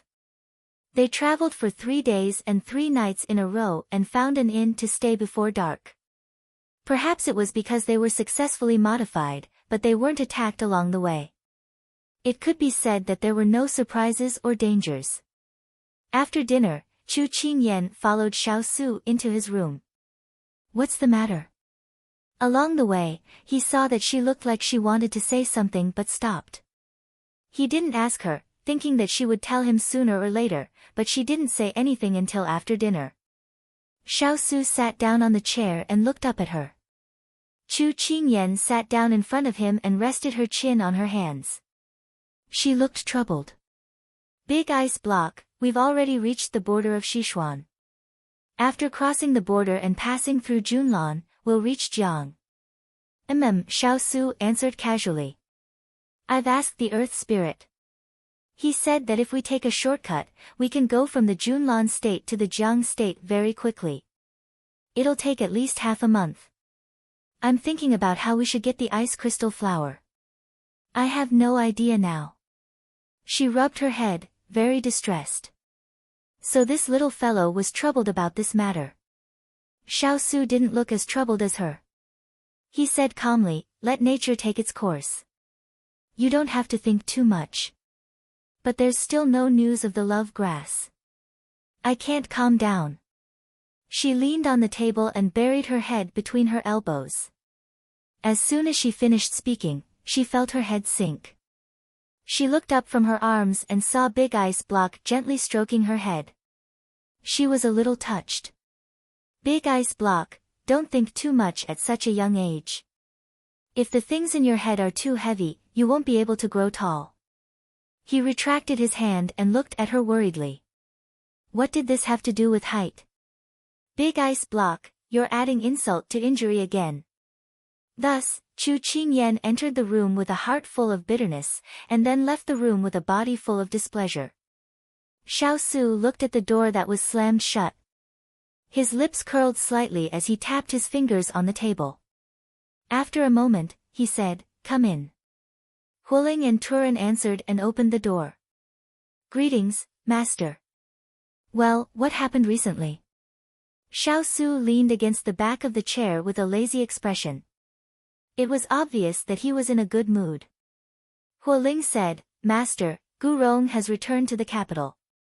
After the Empress received the news of your disappearance, she sent a message to the Liang family to find you at all costs. They should have already set off by now. Aside from the local officials that His Majesty has sent to search for you, there are at least 3 other forces looking for you. One of them is the Moon Palace. But last time, the young princess ordered this subordinate to shift the attention of the local officials to those bandits and successfully held them back. That's why our trip this time was more daunting than dangerous. He already knew about the little fellow's previous orders. It was indeed a good move to return an eye for an eye. Continue to hide your whereabouts. Don't let anyone find out, whether it's those assassins, the Imperial Palace, or the Liang family. Xiao Su said calmly. Master, don't you plan to let the Empress know that you're safe? Huling was a bit confused. Not for now. Xiao Su calmly replied. His expression was calm, and no one could tell what he was thinking. Huling did not ask any more questions. Turin stepped forward and reported, Master, Water Spirit sent news today. There's still no news of the love grass, but she has already expanded the search area to several large countries in the surrounding area. Well, there's an underground trading city in Sichuan. Send some people to infiltrate and scout for information. The underground city was mixed with mermaids and people, but it was also the best place to scout for information. This was because there were people of all levels of various countries. It was the most secretive place to eat, drink, whore, and gamble. It was the most mysterious place. Many rare treasures on the market could be seen everywhere inside. I'll write a letter to Water Spirit later. Turin agreed. Huling continued, by the way, Master, the customs documents to enter Junlan have been completed. Once we enter the border, we can contact the people scattered in Junlan. Well, we're just passing through. There's no need to disturb others. Xiao Su nodded. He never had to intervene in these matters. Huling and the others would take care of it themselves. The others that their master mentioned did not need to be mentioned. They knew that it was the imperial family of Junlan. Yes. Junlan, long time no see.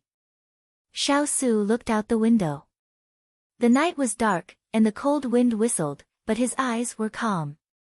As soon as they returned to the room, Chu Qingyan was shocked to see that there was an extra person in the room. She patted her chest to calm her breath and said angrily, Mother, why didn't you say anything? I thought a thief had entered. The fear of the assassination a few days ago had almost become a conditioned reflex. Mother Chu smiled and said, I've never seen you so timid before. Things are different now. Chu Qingyan walked straight to the table and poured a glass of water for her mother. Then she poured a glass for herself. After taking a sip, Chu Qingyan asked curiously, Mother, why aren't you resting at this late hour? Why are you looking for me? Aren't you also not resting at this late hour? You're running around. Mother Chu raised her hand and tapped her nose gently, shaking her head with a smile. I'm going to His Highness's room, not somewhere else to play. Your daughter has grown up. Don't worry. Chu Qingyan said with a smile. Mother Chu's heart skipped a beat when she heard her daughter say that. She was worried because her daughter had grown up, especially when she heard that she was going to the King of England's room at this late hour. She hesitated for a moment before saying, Kai, Mother wants to ask you. What do you think of His Royal Highness's character? Chu Qingyan answered without hesitation, he's elegant, handsome, distinguished right from wrong, selfless, respected the elderly and cherished the young. Before she could finish, Mother Chu interrupted her with a smile. You silly girl, why are you getting more and more ridiculous? Mother is asking you a serious question, not a joke. Chu Qingyan put down the glass and reached out to hug her mother. She smiled innocently. Mother, why are you suddenly asking me this question? I'm afraid that you'll be wronged. Along the way, His Royal Highness was not warm to others, and he was not warm enough to Kai either. If this continued, she was afraid that Kai would not receive the same response. Although it was normal for men to have multiple wives and concubines in the secular world, she also hoped that her daughter could be treated like a treasure by a man like Yuan. Perhaps it was because she had met Yuan in this life, who cared for her like a treasure. I won't be wronged. Actually, when you're not around, His Highness treats me very well. I feel that he's like a big brother who always tolerates me. Chu Qingyan said with a smile. Hearing this, Mother Chu could not help but think that she might be overthinking. Kai was still young and did not know what love was. In fact, Mother Chu was wrong. It was not that Kai did not know, but that she did not think of herself. What was love? It was just two people going through all kinds of ups and downs, supporting each other, and slowly learning to help each other in times of need. You're tuning in to the Blissful Bookshelf YouTube channel. We're so grateful for your support, and don't forget to subscribe to join us on this incredible journey through captivating stories. Your generosity through donations truly makes a world of difference, as it's the primary source of revenue that allows me to expand and enhance this channel for you. Thank you from the bottom of my heart for being a part of this adventure.